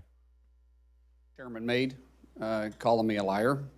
Sir, I think everybody in this room knows that I'm very blunt and direct to the point, and if I have something to say, I'll say it directly to your face. If you recall, back in my House days, we actually did have this conversation because of remarks that I made. You were in a room. I simply addressed that I said I could understand because of the behavior you were having, that I could understand why the neighbor did what he did. As far as my terms of the snake in the grass, sir, I work around this room to try to fix problems. I've worked with many people in this room. Seems like you fight Republicans more than you work with us. I did address those remarks. I did explain your gimmicks by the amendment you put forth. And as far as me saying that I invoke violence, I don't. I don't think anybody should be hit by surprise. I don't like that. But if I do have something to say, everybody in this room knows I'll come straight to you. I'll say it publicly and I'll say it privately, but I'll never say it behind your back. So for you to say, I'm a liar, sir, that's not accurate. And I got proof to say that because you have spent millions of dollars in my campaigns against me because we just don't get along. However, sir, that doesn't keep me at all from doing my job. I can have different opinions with everybody in this room, but as Secretary of Homeland, Listen, I like both of them. It sounds funny. I think there is a place for Rand Paul because he kind of gives the story that you don't think about sometimes. But I also like, Markwayne. I do. I think he's tough as well. But there's also another clip, Rob, where he gets emotional talking about the president. I think you have that as well. He tells the story where he gets emotional, and go for it.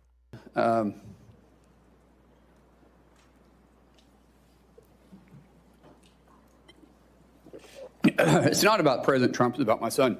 So my son was a really world-class athlete, and January 17th of 2020, which, mind you, was an election year, he had a really serious brain injury. Woke up 26 hours later, and he's a different kid. We almost lost him. For 26 hours, he had an extremely low pulse. There was a time they thought that they lost his pulse altogether. And when he woke up, he was just different. I mean, here he had a world-class athlete that wrestled all over the world since he was 12 years old, and he couldn't touch his nose. He couldn't walk without shuffling his feet. He had short-term memory loss. He couldn't control his muscles. Couldn't add 5 + 3. He was in high school at that time. Had to learn how to read, walk, everything. And the president found out about it, and he gave me a call immediately. And one thing that the president joked about was, like, he said, let me get this straight. He doesn't know who you and Christy are, but he knew who I was, because the only question he got right is who the president was. And he said Trump, with this cocky grin on his face. And but the president didn't understand the severity of it, but he heard it in my voice, and immediately he went to work. I told him we had to get to Bakersfield, California, to the Center for Neural Skills, which is one of the best neural rehabilitation places in the world. And the president offered us in his plane, his personal plane. This is the president of the United States. And I said, sir, we can't fly. We got to drive. We get there, and he called almost every day for 2 weeks checking on Jim. And then he says, I'm going to come see him. And now this is the middle of the election. This is Bakersfield, California. Really not an area he's got to go campaign. And he took the time to come up there and see Jim. And the center told us that the short-term memory loss something would trigger it. Some big event would eventually trigger where he'd start retaining stuff. Until then, he was still having issues. And the president arrived, and of course there was cameras and everybody around, and of course none of the media ever talked about it, which was funny because the president called him on stage and talked to him. And then we went to the back. If you want to watch the rest of it, it's a very emotional story he says about this. These are the stories you don't hear about with the president, what he does behind closed doors. Nope. Anyways, he's being challenged. The Sean O'Brien, president of Teamsters, sitting right behind him. Vinny, how do you think this is going to end up? I think it's going to go through. I mean, you could see how the Democratic Party was losing their minds. They're like, are you going to – and because at the end of the day, the reason the DHS and everything is shut down, Pat, and the Democrats are losing their minds, it's the illegals. Let's not forget this whole thing. He's the Department of Homeland Security. We were flooded with 20 million illegals, and the main thing, besides the sex trafficking and all that stuff, which I believe in my heart of hearts, and Alejandro Mayorkas was at the helm. It's all on him. Yep. Okay, he knows exactly what the hell he was doing. Not Joe Biden, Alejandro Mayorkas, and all those rats. It's illegals. All the airports. If everybody's out there right now listening to this at an airport, and there's a long line like in Atlanta or LAX or anywhere, it's because Democrats are fighting for illegals to be able to vote in the elections. Full stop. Don't lie to yourself. Don't let Hakeem Jeffries or anybody try to blow smoke. That is it, ladies and gentlemen. And one thing I'm a little upset about, Pat. They got rid of the other guy. This person is coming in. I hope it doesn't stop. Because if everybody's noticed, because Minnesota was fighting back and telling them, go fight the Gestapo and fight Hitler, and 2 people lost their lives, everything has slowed down. This mass deportation has slowed down, okay? And I'm sorry. I voted for the people that do not belong here to leave so that the people that do belong here get all the money, get all the support and everything that they need and all the safety. And no more of our freaking young girls across this country get raped and freaking taken advantage of all the negative stuff that's happening, okay? I hope he comes in and does his job and doesn't fall for the freaking left's rhetoric of, oh, you guys are Gestapo, all these people are good. No. The rules are the rules. You have to leave if you're freaking here illegally, and that's it. I just hope that because he seems like a tough guy, but the last tough guy that was here got booted.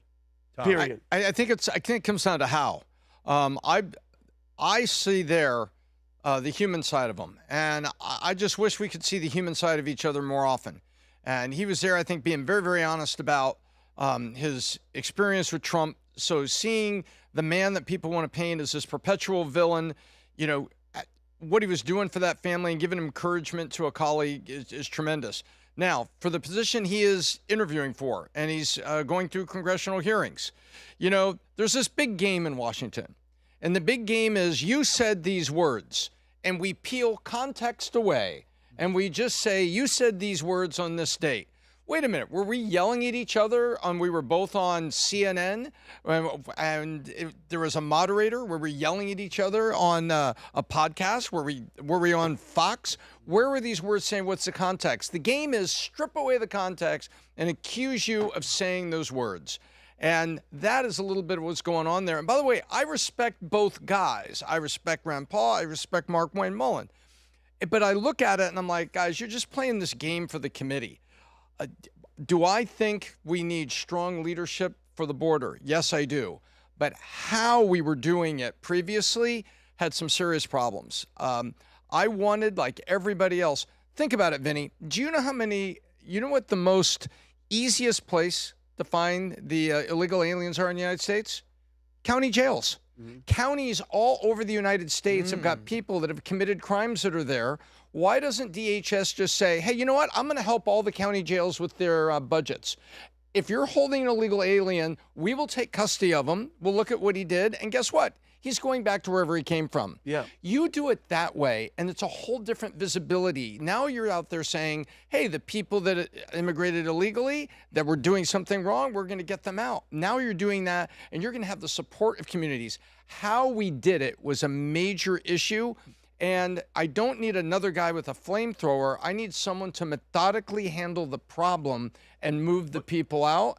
But I like this guy's tenacity, and I like his leadership. Well, let me ask you a question, though, Tommy. I thought that they were trying to do it, but Gavin Newsom and the they were blocked. No, they were. But so that's the thing. They also had their own techniques. No, I understand that. But Tom, if you, for instance, I think he's competent, Mark Mullin, to do the job, 1,000%.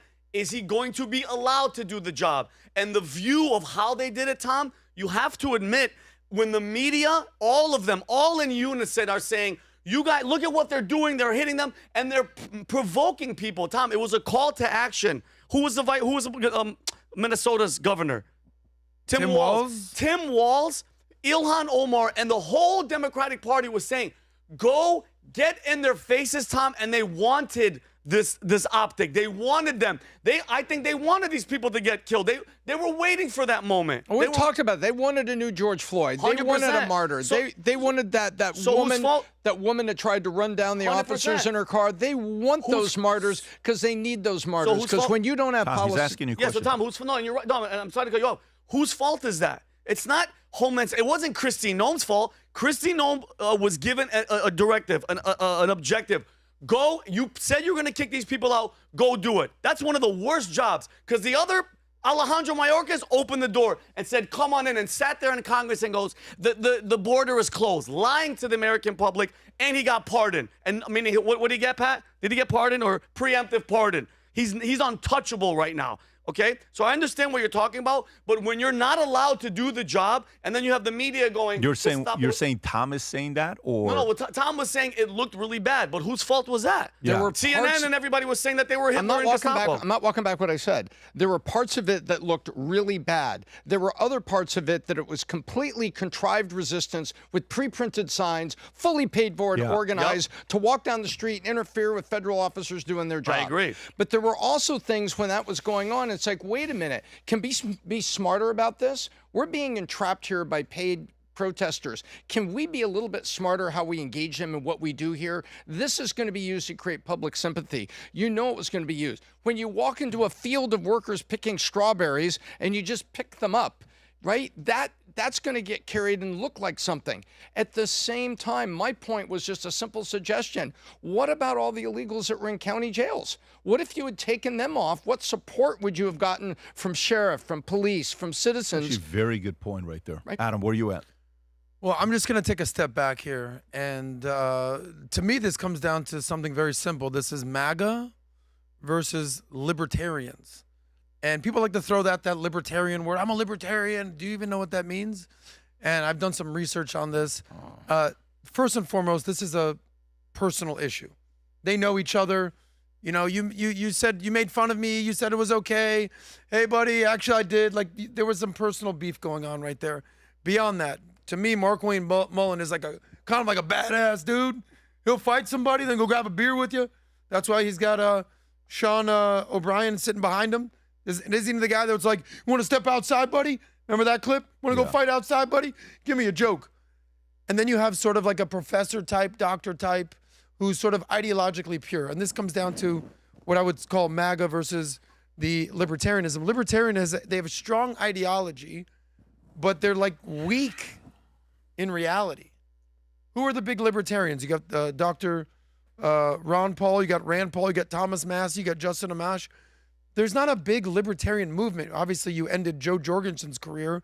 Then you had whatever the other lady was that was running. She did it to herself. She did it to herself. My God, like to me, these are people who have this ideological purity, but then reality smacks them smack dab in the face, and they go, have a seat, buddy. People who are actually going to get stuff done are actually going to take over here. So to me, MAGA, you know, that you can argue the size and the role of government. You know, MAGA stands for peace through strength. The one thing I've learned about libertarians is they're just like, stay out of everything. Stay out of everything. They want no conflict. They want no issues. They want no war. Here's the problem with that, Rand Paul and libertarians. Sometimes war wants you. Sometimes there's people that say, death to America. Sometimes there's people that are going to come across our border and try to rape and pillage and kill our citizens. By the way, libertarians are radically open border. So that's the crux of this issue. This is for DHS, is this not? This guy's becoming the border czar, essentially, above Thomas Homan, replacing, what's her name again? Kristi Noem. Mm-hmm. That's his role. So the libertarians have been radically, correct me if I'm wrong, open border advocates, where this guy's like, nope, shut it down. So at the end of the day, it's this. Ideologically, libertarians have all these great ideas. In reality, ain't none of these people getting elected for the highest office in the land. None of them. Yeah, and so we're going to see. We're going to see what's going to happen. I think he's going to get his job. What I want to know is, if you pause it right there, who is the girl on the back left sitting behind Sean O'Brien? The blonde? That's Ma'am, if you are single, folks, if you know if she's single, she has to be. I have a Syrian friend named Vincent Oshana, who is very funny. She's looking at me. Very healthy. And again, that could very easily be someone's wife. If it is, forget about it. But if she's single, can you please connect Vinny and make that introduction if you want to connect Vinny right there? And I think the only request I have is, while I'm doing this, just please make sure she is, you know, because, you know, there are a lot of stuff that's happened in the market right now where men are afraid of dating girls. Yep. A lot of things. Man. Guys are afraid. Like, there's a lot of men in America last time that were having nightmares. True story. Yep. Guys went to sleep yesterday. I don't know if you guys saw what happened or not. Friends were texting me middle of the night saying, can you please call me? I just want you to comfort me. I'm like, not every girl is like this girl from The Bachelorette. No, Pat, please. What if I marry somebody who seems sweet and all of a sudden they're like this? I don't know if you guys saw this or not. No. True story. This is the girl from The Bachelorette show. I think she, you know, who was telling me in the back? Alicia was saying she was on a Mormon show, and they're a Mormon husband and wife. Yeah, I don't know what this Mormon is. wives. Is that what it Lives was? of Mormon Guys, wives. Oh my to all the men, and I'm being honest, guys. If you're a man above 25 who wants to get married, but you're single right now, I want you to take a break and not watch the next 60 seconds, because it may encourage you to not get married. We want guys to get married. This isn't everybody, but every once in a while you land them like this. Go ahead, Rob. Yeah, look at you. Look. She got fired, by the way, immediately when this video went viral. Physical abuse. Raise the audio. What is going on? Yeah, see, Taylor, this is all you do. It's the only thing you know how to do. Holy shit. Watch what she does. The kid is sitting right there. This is TMZ. Let me go. Stop. It's not a bad kid. Dude, leave me alone. Oh my God. The kid's on the couch. The kid's on the couch. Your daughter is right here. Are you ready? Oh my No, another. God. Listen. She hit the kid in the head. Yeah. Like, what is going? So here's a question. Outside of just getting fired from ABC, What Can we else? see a picture of her? Yeah, that's the girl to the right. Go right there. That's the girl to the right. She got them crazy eyes. Oh, The she got Book the of crazy Mormon. Yeah. Jeez. Gosh. I did not expect this from a reality TV star. I didn't see this one coming. How do you process this, Vinny? I mean, it's like. Does this scare you a little bit? Oh, 1,000%. But just look at the photo on the right. It's so like images and what people portray on social media, or like you said, Adam. Sometimes reality. By the way, I guarantee she wasn't like this on the show, but behind closed doors. And I'm so happy that he had the know-how to take out your phone and record the craziness. Because guess what? If the cop showed up and he hadn't had that, she would have said, he hit me and he's crazy. Let me see this. What does it say? Secret Lives of Mormon Wives? So it's not more men. It's Mormon. More men. Not more men. Well, the Secret Life of Mormon. So tell me, because I don't watch a show. Stars reportedly under investigation for domestic violence. Utah alleged both sides of the incident. It's unclear if the police are investigating the incident or a separate one. Paul is set to star in the season 22 of Bachelorette, who reportedly starts in 3 days. They just fired her. They just fired her. And think about Pat, the kid that you guys heard crying, the daughter, Taylor. That, and I know this from experience, that image, that fight, that moment will never disappear out of that kid's head. Mommy screaming, fighting, yelling, throwing a chair, and cracking me in the head. Like, she needs help. She needs some, like... Well, wow, in a world of Hollywood talent where they can be maladjusted, high maintenance, under the influence, all these things, say what you will, but all sorts of stories float around about talent. That's how TMZ stays in business. Somebody melts down like this and goes bonkers, I am so surprised. Yeah, it's pretty But nice. you know what this is? This is disgusting. This is domestic violence. I'm going to call it what it is. And you have a child sitting there. First of all, you don't fight in front of your kids. You fight quietly. Second of all, you don't get physical at any time in a marriage. And then third, you don't pick up a weapon. She picked up a chair as a weapon. Whether it's a chair, a dish, it doesn't matter what it is. This is for me, this is 3 strikes. And I cannot believe what you did. And you know what else in this? That child's going to grow up with the perpetuity of the internet. Yep. And someday somebody's going to say to it, hey, wait a minute. Wasn't that your mom? I found this old video, and I saw your mom do this. And now the kid has to answer for that. That is unfair to the kid. By the way, so can you pull up her criminal record, if she has a record or not? 31-year-old. Let's see. Go to chat and just ask, what's the record? Like, is there a pattern? It didn't look like she's smiling with her eyes in that picture. Is there a pattern there? What is Taylor Frankie's criminal record? She got those eyes on. 2023 arrest, main incident. She was arrested in February 2023 after a domestic incident with her then boyfriend, assault, criminal mischief, domestic violence in the presence of a child. Reports say she allegedly threw objects, including a chair, and a child was present and possibly injured. Allegedly. What happened legally? Prosecutors later pursued felony aggravated charges. She entered a plea, pleaded guilty to aggravated assaults. Other charges, maybe she completed on something. And then outcomes and current status. She was placed on probation after around 3 years with conditions like no alcohol, drugs, no further illegal violations. Whoops. And then the new one. Yeah. There's an open domestic assault investigation involving her and her same partner. No confirmed conviction from the, yes, she pleaded. I mean, so the question becomes patterns. Mm-hmm. Do you date somebody, see these patterns, Tom? Like, do you think right now, if you're watching this, can you see these patterns while you're courting her, while you're dating her? I think sometimes absolutely. They cover this is why it's so important to meet the family. This is why it's so important to meet friends. This is why it's important to see a future spouse in multiple contexts. They're on good behavior with you when you're going to dinner or going to a movie. They're on good behavior. So you're saying start a fight to find out if they have it. Look at your hair is really frizzy today. Like really? Yeah.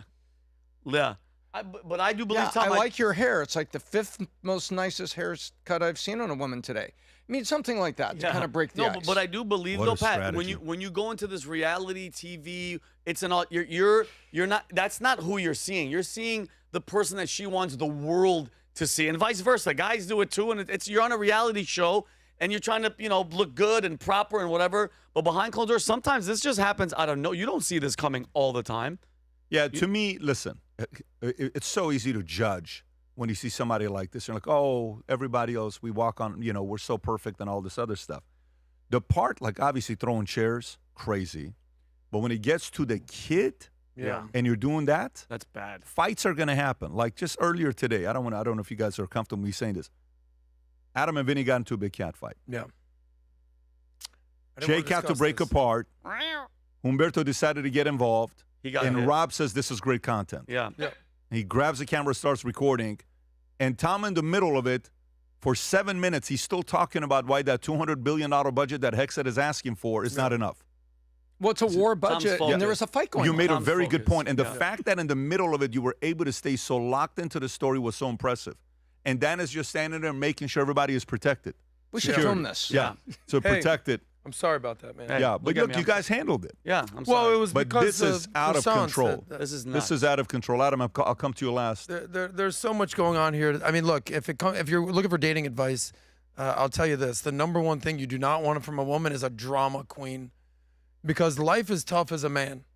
I mean, we got to wake up and work every single day. We're fighting the demons. We're fighting the dragons. We're getting out there. We're dealing with threats. I mean, we got Dan out here. Demons. We got our people around here. We know. And then you're going to go home and have more drama? Save that for your mama.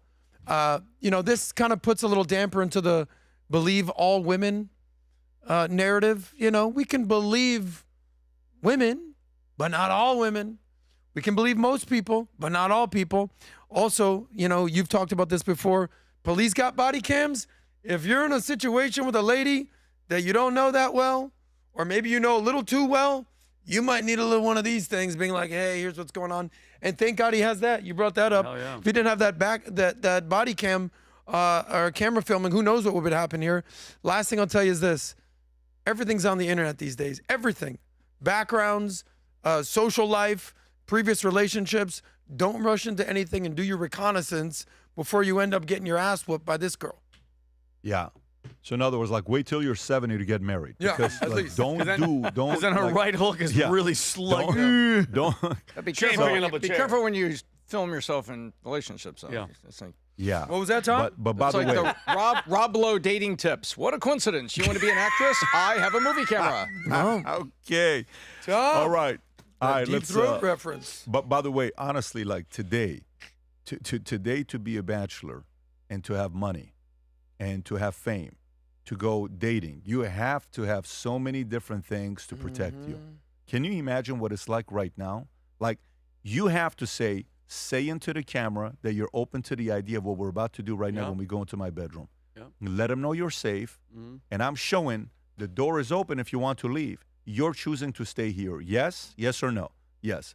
And please sign this agreement that you're about, if you're a tier 1 celebrity. Oh, yeah. You have to do that nowadays. They make women sign NDAs before they even show up in the house. If you're a tier 1 celebrity and you're single, I'd have the lawyer standing right next to me next to the bed. I'd be like, hey. Move your hand there. That's can you imagine? Case dismissed. She said, anyways, I'll pause right there. Liability waivers pre-printed on the back lawyer, of cocktail and he's napkins. like, Your Honor, I was right there. I was present. Matter of fact, I have the videos if you want to see it. Objection, Your Honor. He never said that. I was there. Oh, my God. Because what happens, there's a Johnny Depp. Yeah. The Johnny Depp situation with the Amber Heard. Pooping on the bed. He says, do you remember a time where you drank a pint of wine? A pint. Yeah. Remember that one scene? Yeah, a pint. What'd he say? Have you seen this? Yeah, he was like, just pull it up. Like this video calls for Johnny Depp clip. He needs a shout out for this. Where is Johnny Depp? Johnny Depp is trying to get a $300 million. Speaking of not believing all women. Johnny Depp, just type in wine, pint. Just type in, no, it's too many words. So just erase the other stuff. Yeah. It should come up with the core. A pint, go a little bit lower. Man, come on. It's such a great clip. In court. He's in court. Put court, Rob. Put court. Yeah. My apologies. Put courtroom. Court. This is not going to have it. That? It's such a great scene in court. It's like a pint. Where it's like, a pint. Why don't you do a little Johnny Depp impression? Man, I'm not doing it. By the way, hey, fake British accent. Hey, Disney, if you want to bring back any kind of favor with the people, pay Johnny $200-300 million to bring the guy a mega pint. That's the one. Okay, to bring him back. Disney needs to give this man $300 million to bring that show. What is it called? Pirates of the Caribbean. Bring it back. Go ahead. And you may have been. Can we play this? You may have been may have been drunk in that video, correct? There's a possibility of that. You poured yourself a mega pint of red wine, correct? A mega pint. Yeah. I poured myself a large glass of wine. Right. I thought it necessary. I felt it necessary. I felt it necessary. I'm with you, Johnny. I felt it necessary. I'm with you, Johnny. I felt it necessary. So What's funny. up with Johnny Depp right now? I don't Seriously. know. Well, Pat, just really fast. Yeah. But yet, Tana Nani Mitloju. Yeah, I'm gonna say. Okay. I'm gonna get into that. Sorry, as well. it was a Syrian but- for all. What was the last word you just said right there? I can't. No, tell but you. listen, you know, there's only been one man who built the hospital he was born in, and he just died right now. A few minutes ago. Chuck Norris has passed away. Oh man. Oh man. You know, Chuck Norris has literally passed away? He literally just Did passed you know away. that he counted? You know, he counted to infinity twice. Yeah. So impressive. Do you know some are even saying allegedly he's going to show up to his own funeral. That's true. I also Yeah. heard that Chuck Norris's tears cure cancer, but too bad he's never cried. You know that he once threw a grenade and killed 50 people, and then it exploded. Man, he was our white Bruce Lee, Chuck Norris. He was. He's a May he badass rest dude, in man. peace. He You know, was Death once had a near Chuck Norris experience. Yeah, I remember that. By the way, there's so many of those you can say. And like you know who enjoys the Chuck Norris lines? Tico. Tico will sit and read every single one of them and just laugh. Anyways, may he rest in peace. How old was Chuck Norris? 86, I believe. 86 man. years old. Hey, man, salute to Chuck Norris. Love that guy. Big time. Was born in American. Ryan, Oklahoma, but he died in Kauai, Hawaii. May the man, the star of Walker, Texas Ranger, Oh, yeah. rest in peace. Okay, legend. It's so funny because I just saw videos of him 2 days ago. I saw videos. I'm like, oh wow, yeah, he's active. He's doing stuff. Yeah. Anyways, Real name Carlos. Carlito. Yes. His okay. real name was Carlos Ray. Carlito. His name was Carlito Bregante from All right, let's go to the next story. Next story I want to go to Chuck Norris. is New York. New York Governor Hochul is now begging New Yorkers to go beg Republicans or other billionaires and millionaires that left New York to beg them to come back. And she forgot what she said in the campaign trail in 2022. So watch this clip, folks, and just enjoy it. Go ahead. And we're here to say that the era of Trump and Zeldin and Molinaro, just jump on a bus and head down to Florida where you belong, okay? Get out of town. Get out of town. Because you don't represent our values. You are not New Yorkers. But maybe the first step should be go down to Palm Beach and see who you can bring back home, because our tax base has been eroded. So I philosophically don't have a problem. It is like I have to look at the fact that we are in competition with other states who have less of a tax burden on their corporations and their individuals. And I would say remote work changed everything. There were people who could only work in an office in Manhattan or work in New York State, and they were captives to our state. They were going to stay. We've saw that that's not the case. I mean, you know, Wall Street businesses looking at Texas, they're not going there because they have a nicer governor. I know that for sure. But they're going there because of the tax rate. We have to be smart about this. No, but do you understand the logic behind this? Like, hey, they're not going to Texas because they have a better governor. They're going there because they have lower taxes, meaning I'm a better governor than their governor, but we have higher taxes. But this is New York. Be a New Yorker and pay the high taxes. And FYI, this whole exodus that they said was not going to happen, do you know what is a validation that they're eroding and people are leaving? Guess who knows about the data of people leaving in New York more than anybody else? What job you think it is? It's Hochul. And guess what Hochul just said, New Yorkers? That our tax basis, the revenue is what? What's the word she said? Eroded. For some people that are part of the story that have an accent and English is their fifth language, can we go look up what erode is? Erode is what? Gradually wear away. Gradually worn away by natural agents. Look at the third translation, the best one. Gradually destroyed. Wow. Gradually destroyed.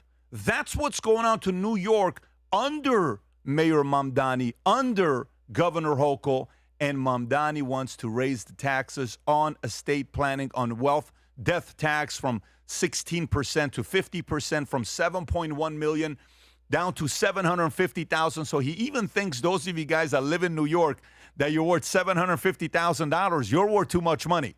You know what $750,000 is worth in New York City? Not a lot of money if you live in New York City. That's not a lot of money. And that's what they want to do. Can you imagine this concept, Tom? I can't understand this. Where are you at with this when you saw Hochul saying this? It gets better, Pat. Oh, please. So New York has a budget problem.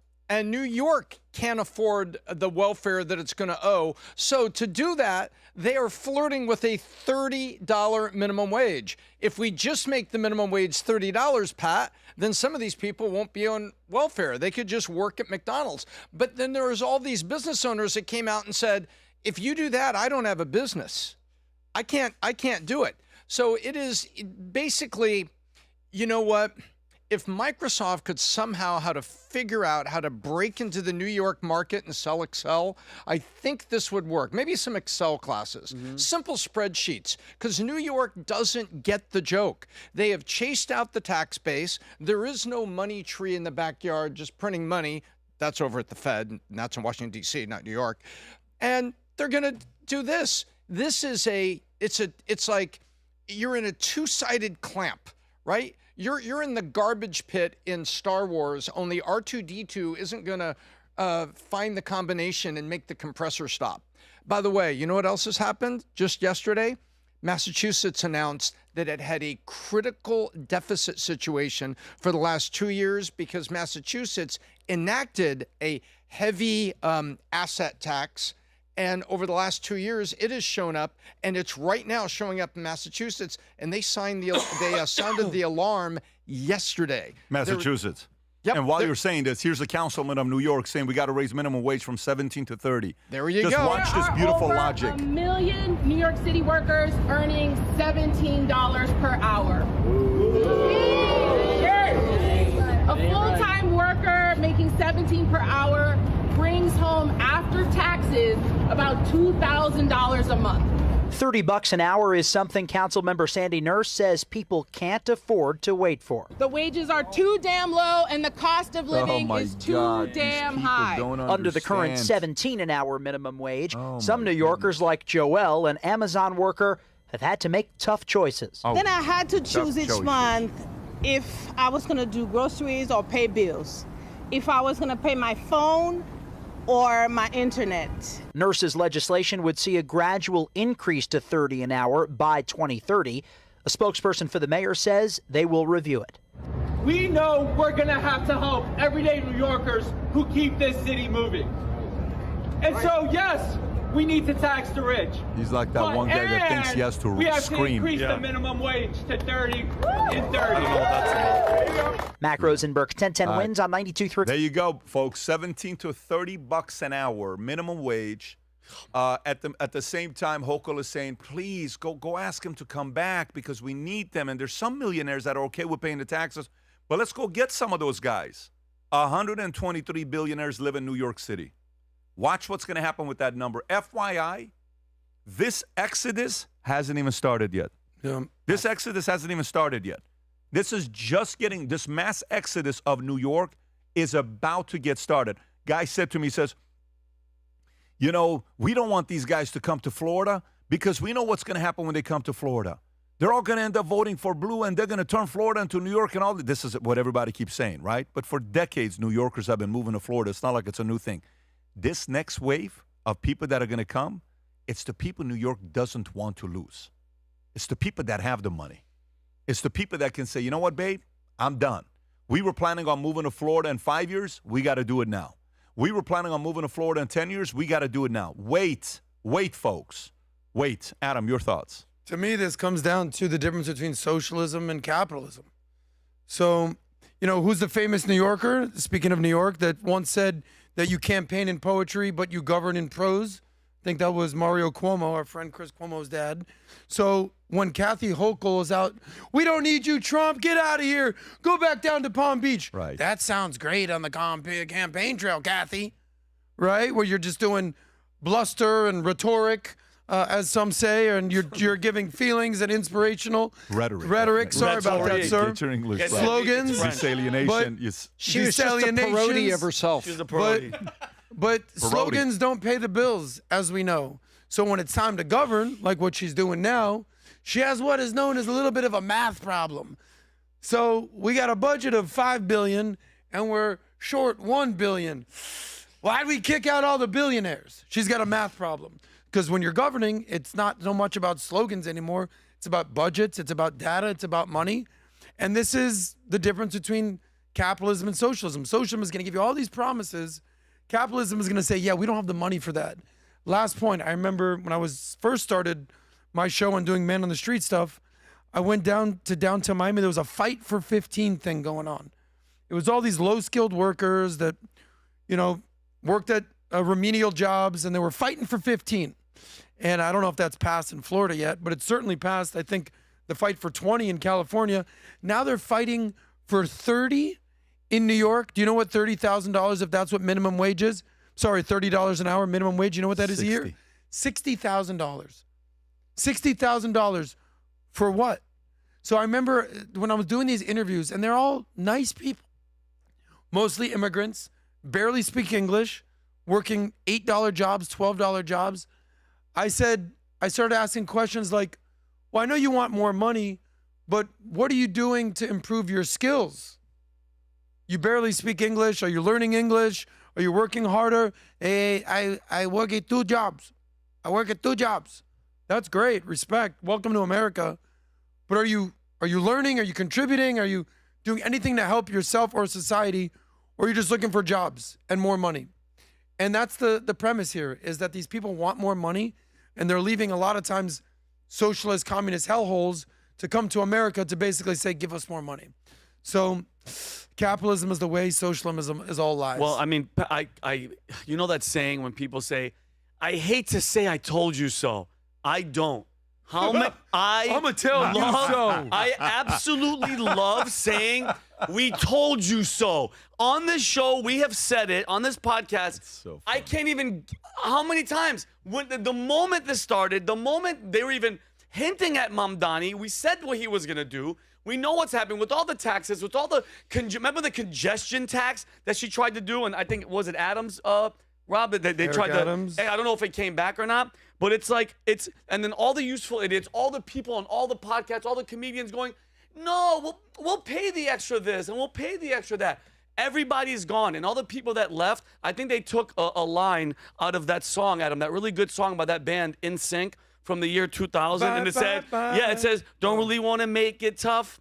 I just want to tell you that I had enough. Might sound crazy, but it ain't no lie, baby. Bye, bye, bye. Everybody's Never heard gone. that song before. Never heard of it. But they're all leaving. I even know family Tonight members. at 7 p.m. they're performing at 5990. They're in the living room. Out of sync. But I know. I will not be with them. I have personal friends and I have family that are considering leaving New York because of how bad this place has gotten. And it's the saddest thing because New York was the best, bro. New York was the freaking. Everybody wanted to go. I just talked to somebody the other day that was like, yeah, I went there. I was there for a day and I changed my flight to leave. It was the best. That's how bad it was. It was. Tom, who's your favorite boy band? Speaking of boy bands. My favorite boy band? Yeah, if we're doing a boy band, who would you want to? I didn't have a favorite boy band. Tom, be honest. What? Come on, Tom. I missed the bus. Zeppelin was on, Chris man. Cross. Maybe you're on Chris Cross. I missed the bus. Chris Cross? Leonard Skinner. I missed the bus. You don't know I missed the bus? Cross? Tom? And it was something that I would never, never, ever do again. I missed the bus. No, Tom's more like a, I can see it, like a little bit maybe, no? Tom's more like a cat's in the cradle and the silver spoon, little Tom boy loved blue and Rush. a man in the moon. Tom Rush. That's more Tom. Anyway, Yeah, great In Sync reference. I'm Thank more you. of a Backstreet Boy guy. But to your bigger point, Figure it right? out. Yeah. You know, I know a certain relative of yours. She can come live right next door to me if she brings that recipe for bazooki. Okay. Wait, she's not coming from New York. Did he say bazooki? Bazooki, but it's Nazuki. I know I'm Middle Eastern, Tom, and bazooka. Nazu. What you know? Bazooka. Bring the recipe for Isn't bazooka. it great? Yeah. You know, You talking about your mama? Yeah, my mom's coming. Nazu. Tom, My mom and my let's sister. leave Vinny's mom out No, of this. we've been joking for a while. But Okay, good. No, okay, but She makes a listen, big bag on of a it. serious note, We love you. if you stay with Tom, when we do during the summer, and you go watch one day in the morning, I go early just to see what he's blasting in the gym. Yeah. None of you guys will be able to guess what he was Gangsta blasting in rap? the gym. No, none of you guys will be able to say. Hit him up. Pantera. 5:45. in the morning. This guy's playing Bone Thugs and Harmony, Mo And he's doing the Murder. Yeah. And he's doing the And I'm like, I'm watching. He's got wife beater. I'm like, listen. Yeah. With a He's got bandana wife cocked beater to on, the side. and by the way, like almost like what up, fool? Yeah, it was like Tom, you know when he does cardio? It was Tom Crip walks. He does a Crip walk. No. Tom does Cholo Fit. Tom does Cholo. Remember Cholo Fit, old school, 10 years ago? Get down, show that you're down for your two, fool. How to say Cholo Fit, fool. Let's go to LA gangsters. All right, let's play this clip, Rob. I mean, listen. Can you imagine a reporter from Japan is asking a very serious question of your president? Oh my Lord. And out of all the answers, people are sending it to me saying, look what your president just said. I said, so I'm like, no, that's a yeah. You're like, no, listen, you know, what are you going to say? So here's the president. A Japanese reporter is asking the president a question. He's got a beautiful yellow tie on. Match the gold. The prime minister of Japan is sitting there, and her facial reaction, Vinny, when he gives the answer. But go ahead, play the clip. Of course, no, Japan and U.S. are very good friends. But one question, why didn't you tell U.S. allies in Europe and Asia, like Japan, about the war before attacking Iran? So we are very confused about we Japanese citizens. Well, one thing you don't want to say, he's asking me, now you believe in surprise. I think much more so than us. No, wait a minute. And, go back. Let's watch it one more time. So good. Just watch her reaction. Go ahead, Rob. Look at her. The first 2 days. Hey, as if that guy was alive and he didn't call him and tell he made himself laugh. If you want to replay that, you see he's No, like, he oh, doesn't I give just a- went there. Guys, he's almost 80. He doesn't care. Who knows You know better what? than Japan? And you know what? Sneak attack, gotcha. This wasn't Zelensky. This is the Prime Minister of Japan, who is very diplomatic. She's very honorable. Look at her decorum and everything in there, and she's just sitting there, and it's like, what is she supposed to say? You put a faster one on me. I mean, if he does this with Zelensky, I get it, but you know. This is not the diplomat. Even if I was Trump, I wouldn't have done that. We just had a whole segment about reality TV. my Trump is the goodness. reality TV president. Cameras are She is rolling. so professional. She is He'll say things that And an any ally. other person could not get away with. And by the way, I want to say, I could be wrong. Fact check it. After this meeting, there's like, all right, we're on your team against Iran. I think after this meeting, they worked out a deal where she's like, all right, I'm on your team. So he can like make fun of you, poke fun at you, but then get you on to come along to his side. Is so funny, bro. It's the art of the deal. And over the weekend, the reason she was here is over the weekend she signed an energy deal. Rob, do you have the one? Do you have the one with the 5 countries: the NATO, Germany, France, Spain? Not Spain, but Yes, it's a Fox News report here. okay, go for it.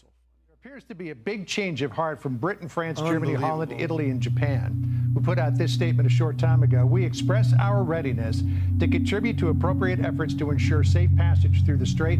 We welcome the commitment of nations who are engaging in preparatory planning. Sounds like 80s are President- coming. They're playing Hey, let it keep going. So it's just saying that, Rob, that Yeah, they're exactly. now. Saying- and it's Tom, how big of a highlighting deal is this? This is a very big deal because what it shows is that there's oil pain around the world, and that oil pain is stretching on to fertilizer. You guys can go look it up. But the spring fertilizer is needed, and there's more than just oil out there in those fields. There's also chemicals, and chemicals are used to fertilize fields, and we're in the middle of planting season. So, which is also European, is in planting season. The whole West getting ready to plant crops that'll be coming up, and you can't make those go faster. So everyone is coming together right now to open up the Straits of Hormuz, because Pat, it's not just oil. We're also up against the clock on fertilizer for the spring seasons. We're up against the clock on natural gas for Europe, even though 60% of the national gas in Europe comes from the U.S. But it is a big deal that just days after Germany put this posture together that was pretty heavy, right? Pretty heavy posture. They turned around the other way, and now the band is together, which is very important. And I think it shows two things. You know, whether it's Witkoff, whether it's Rubio, whether it's Trump itself, our phone calls and diplomacy on the back end are working. And also the world is waking up to the fact that this can't be allowed to go on too far. And they're getting behind the guy who is leading and driving. I think it's a very big deal. Adam.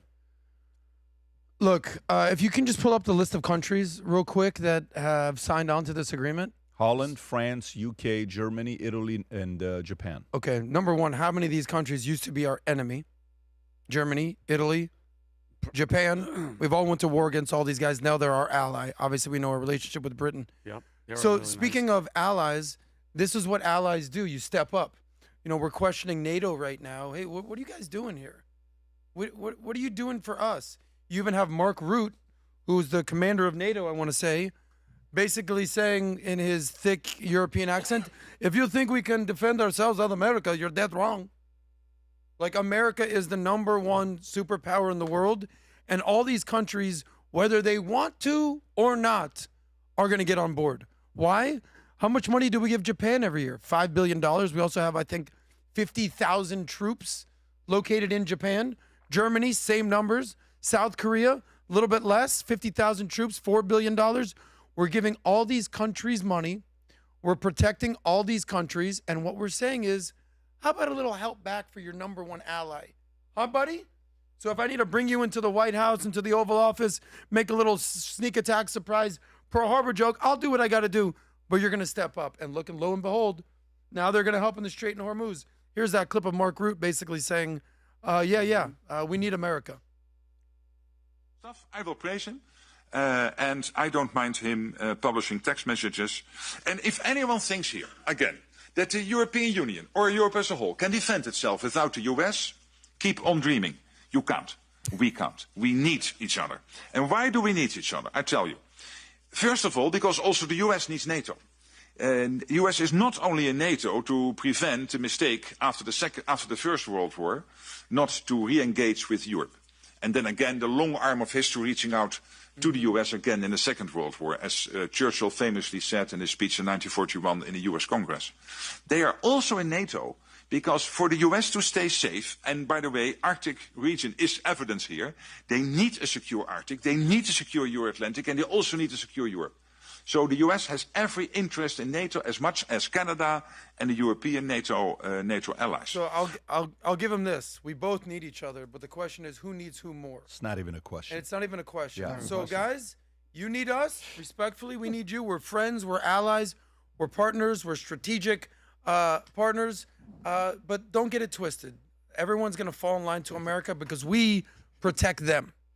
Yeah. Remember the Finland guy at Davos? Yeah. You don't know. No, I never said that. You just said that a few minutes ago. But Trump is your daddy. I'm going to wrap up with California, Newsom, and Nick Shirley. So Nick Shirley, when he comes to your city or state, everyone shivers. So can you imagine Nick Shirley? Nice guy, okay? Mormon kid. We love him. He's phenomenal. Good family, great family, all of them working together. The state of California, Minnesota, any of these states, they look at him as if he's like a mafia boss when he shows up. He's about to expose all of us. This is a 23-year-old young man, okay? Is this, Rob, him in California? Yes. Okay, and by the way, did you guys see what Newsom's office tweeted about Nick Shirley? Did you see that? We have to show it after this clip. And then did you see what Newsom's wife said yesterday? I didn't see what she said. That we all are on the spectrum of LGBTQ, like every. No, I want to see. Anyways, you guys got to see those and two. then Fetterman. Yes, and then Fetterman went after him. So we'll wrap it up with California because we love California so much. But here's Nick Shirley. Go for it. Now let's go to another one that's even more concerning as kids are left all alone. Now we're at the Jama Shukri Family Childcare. This place is not a shopping plaza. It's not anywhere near any place that looks like a place where a daycare would be. In fact, it's actually in one of these apartments right here. So they're able to have daycares inside apartment buildings? Yes. So I've come across many of these. Some of these are on the third story of an apartment complex. It's only 1 bedroom, and yet the capacity is for 8 kids. We just arrived at the daycare. We have 2 kids out here. I don't know if they're members of the daycare. There's no oversight right here. Can we talk to your teacher? Is your teacher there? So this is the first child we've ever encountered at one of these daycares. There's 2 kids out here right now, and we're gonna see if we can talk to the licensee. It is, according to this paperwork, Shukri Jama. Can we talk to the adult? He is not here. Not here? Yeah. So you guys all by yourself? Yeah. Wow. No one's here? Wow. No one is not here. Unbelievable. Okay, so you guys are all by yourself. And this is one of many of the clips, Rob, right, that they're showing. Do you have any other ones, or is that the only There's one? another one regarding registered hospices in California being used to. Let's see a little bit of this. Go for it. Are you guys the hospice consultants? Yes. Oh, can we talk to you guys? About? I want to open my hospice. You want to open a hospice? Yeah. Okay, what was your name? My name's Nick, but I want to open up a hospice. I understand, but we don't take care of that. Can I get some information? Do you want a number? Yeah, or give me a flyer or something. And this is the hospice consultant. Yes. No, hospice. All right, so they say they're open right now. They won't let us into the lobby. This is no way to conduct business. We are two entrepreneurs trying to open up our own hospice. Soaked to the bone right now. We were denied service by the potential fraudsters, and as we were leaving, one of the fraudsters started to leave from the back in a $200,000 Maybach. We have a Mercedes-Benz look at right that now. shit. Where can we open a hospice at? We'd like to open up a hospice. Get a Maybach just like you. So is this how I can get a Maybach by opening up my own hospice? Now, after seeing all the wealth that is being created from these hospice centers, I headed back to the original location where we found over 15 hospices in one plaza. I wanted to make sure it wasn't a fluke that Armenian mafia members were running the show and that there weren't just randomly $100,000 cars the day I went by. And this time, it was even worse. Sir, how are you? Good. So what do you think about all this hospice fraud? Sir, you're in the Cybertruck, driving away, taking money from old people. Yet he's just driving away in his Cybertruck, won't even answer any questions. Let's see, we have another rich person as well that's getting rich off this hospice. This guy's leaving as well. So the two people that walked out of Holy Angels, they're in a brand new Cybertruck and a new BMW. How lucrative of a business is hospice? I'm seeing a Cybertruck, here in a nice BMW. It's good. Yeah, because it looks like, for instance, Guardian of Angels, that used to be here, $4.8 million they built the state of California. Wow. And how many clients do you guys have? Brother, do you have a badge? Do I need to answer your question? I'm just curious. It's not mine. I just work. Yeah. You must be getting paid pretty well, right? Bro, my parents work. Do your parents run the hospice? They don't work. No. Who's that guy in the Cybertruck? He's your uncle. So it's like a family business to own the hospices. But why was he walking out of the hospice then too? Brother, can you leave me alone? Like these hospices, there's nothing inside of them. If it's not you guys, how come you're in the newest BMW and the newest Cybertruck? Brother, because I can only imagine what the guy who's in charge. Just all the other hospices? Do you like taking care of old people? Like, are you the one going out visiting the hospice patients, sir? Uh-oh, he's gonna have to do another point turn. Yeah, you guys are in my fucking way. Move. Well, you could just go that way. What's the key to opening up a hospice if I wanted to open up one? Because you're in the family business of hospices. If I want to open my own? What do you do for work here? Huh? What do you do for work here? Why? Oh, we're just looking around. We're seeing all these hospices, so we're just curious. Oh, I don't know, man.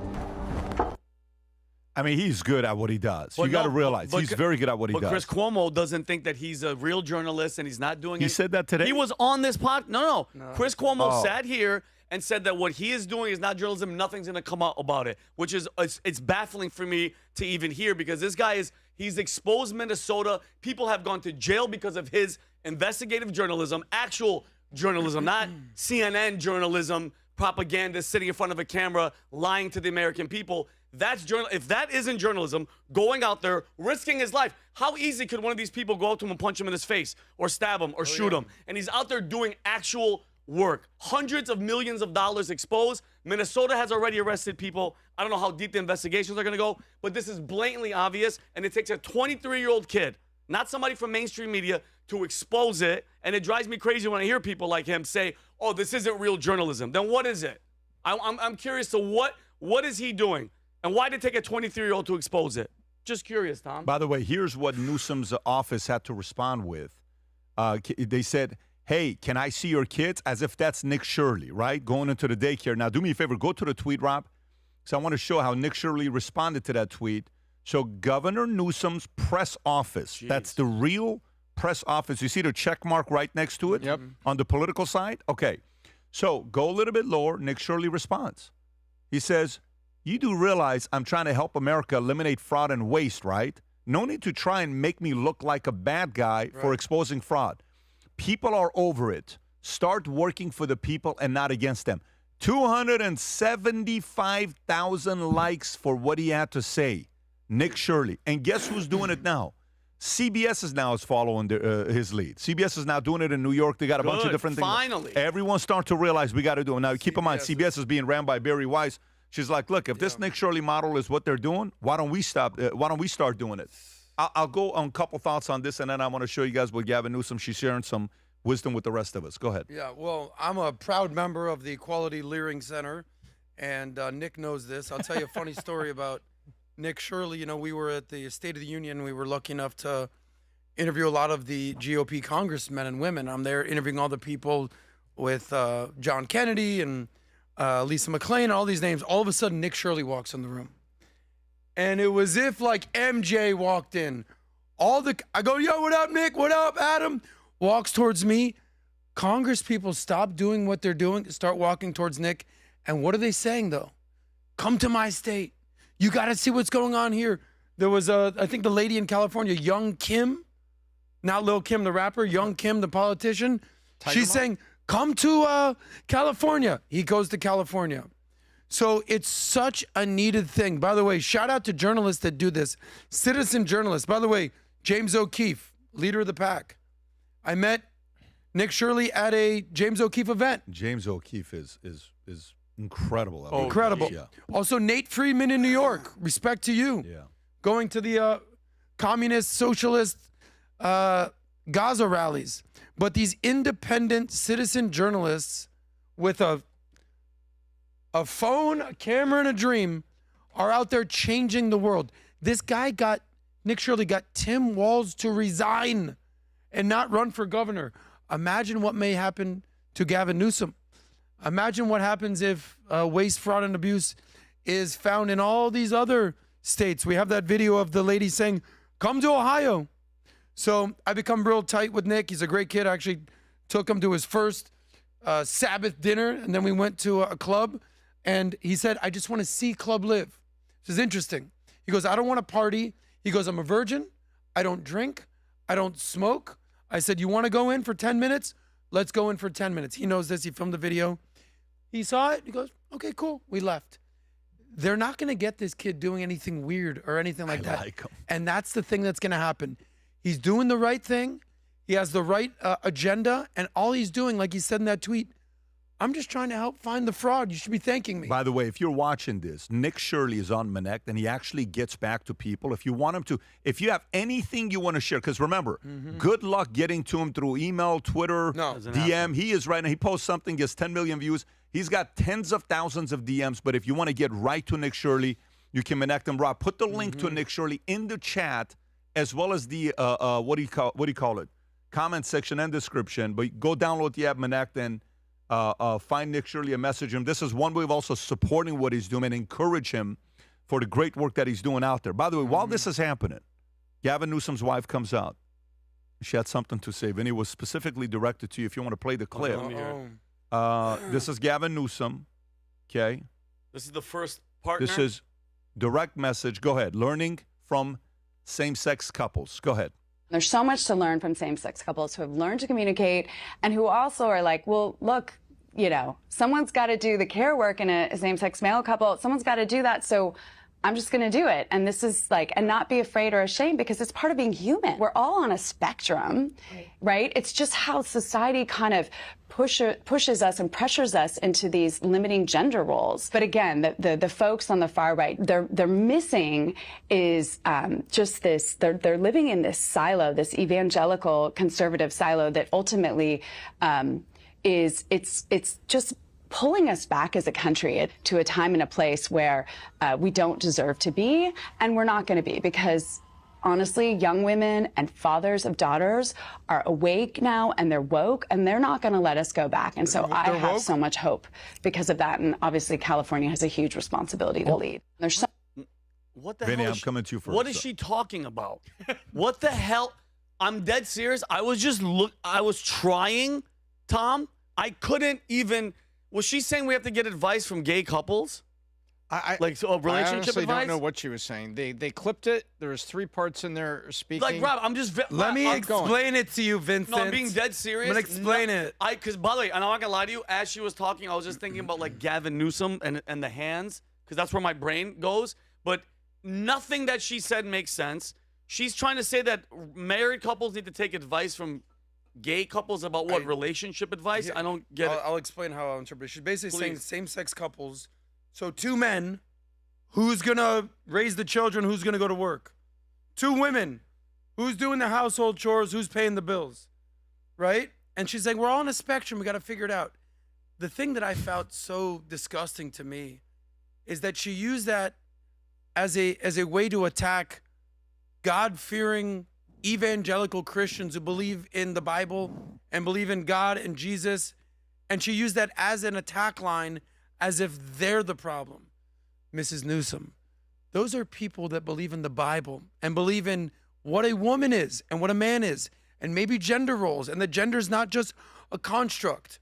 So maybe it's you that needs to revisit your gender roles with your husband, and not the people that are putting God first, country first, and their family first. You're on a spectrum. I'm going to leave opinion out of it. I'm going to go to stats.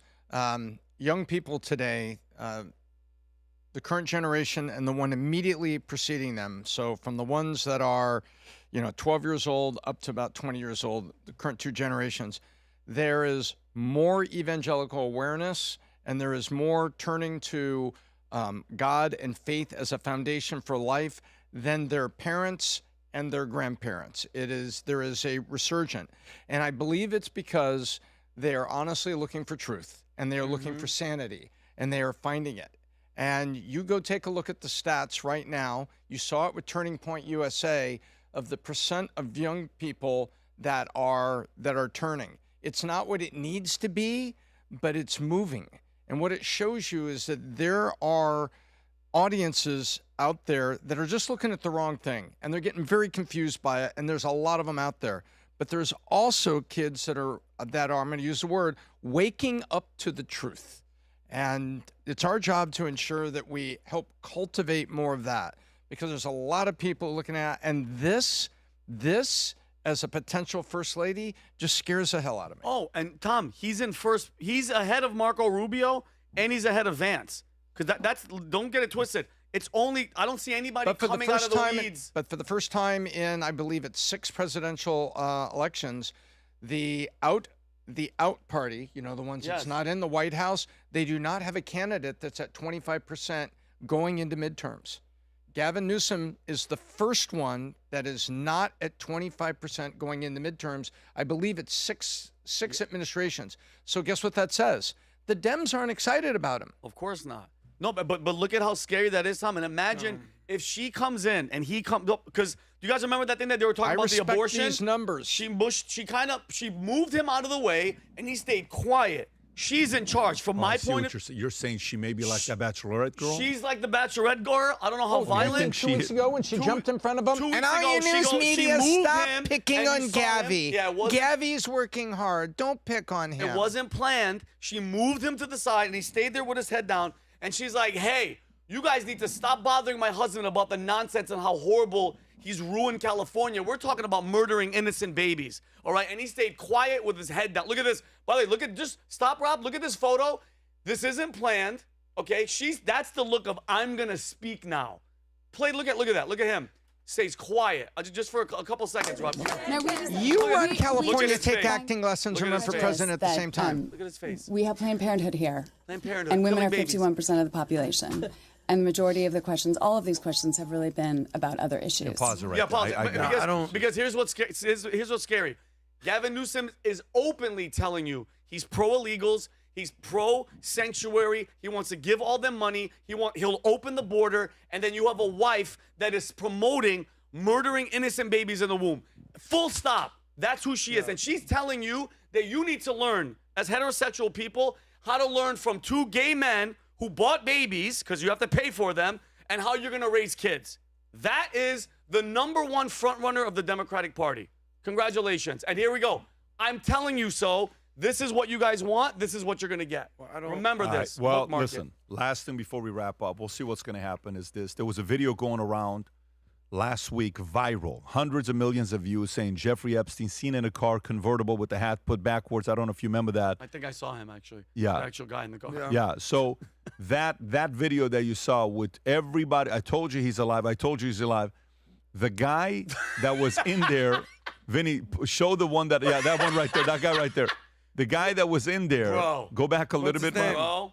Bro. No, don't show this one, Rob. Show the one I texted you. Show the one I texted you, the one that you got in your text. If I was a Democrat. Yeah, right there. Show this one. Watch this.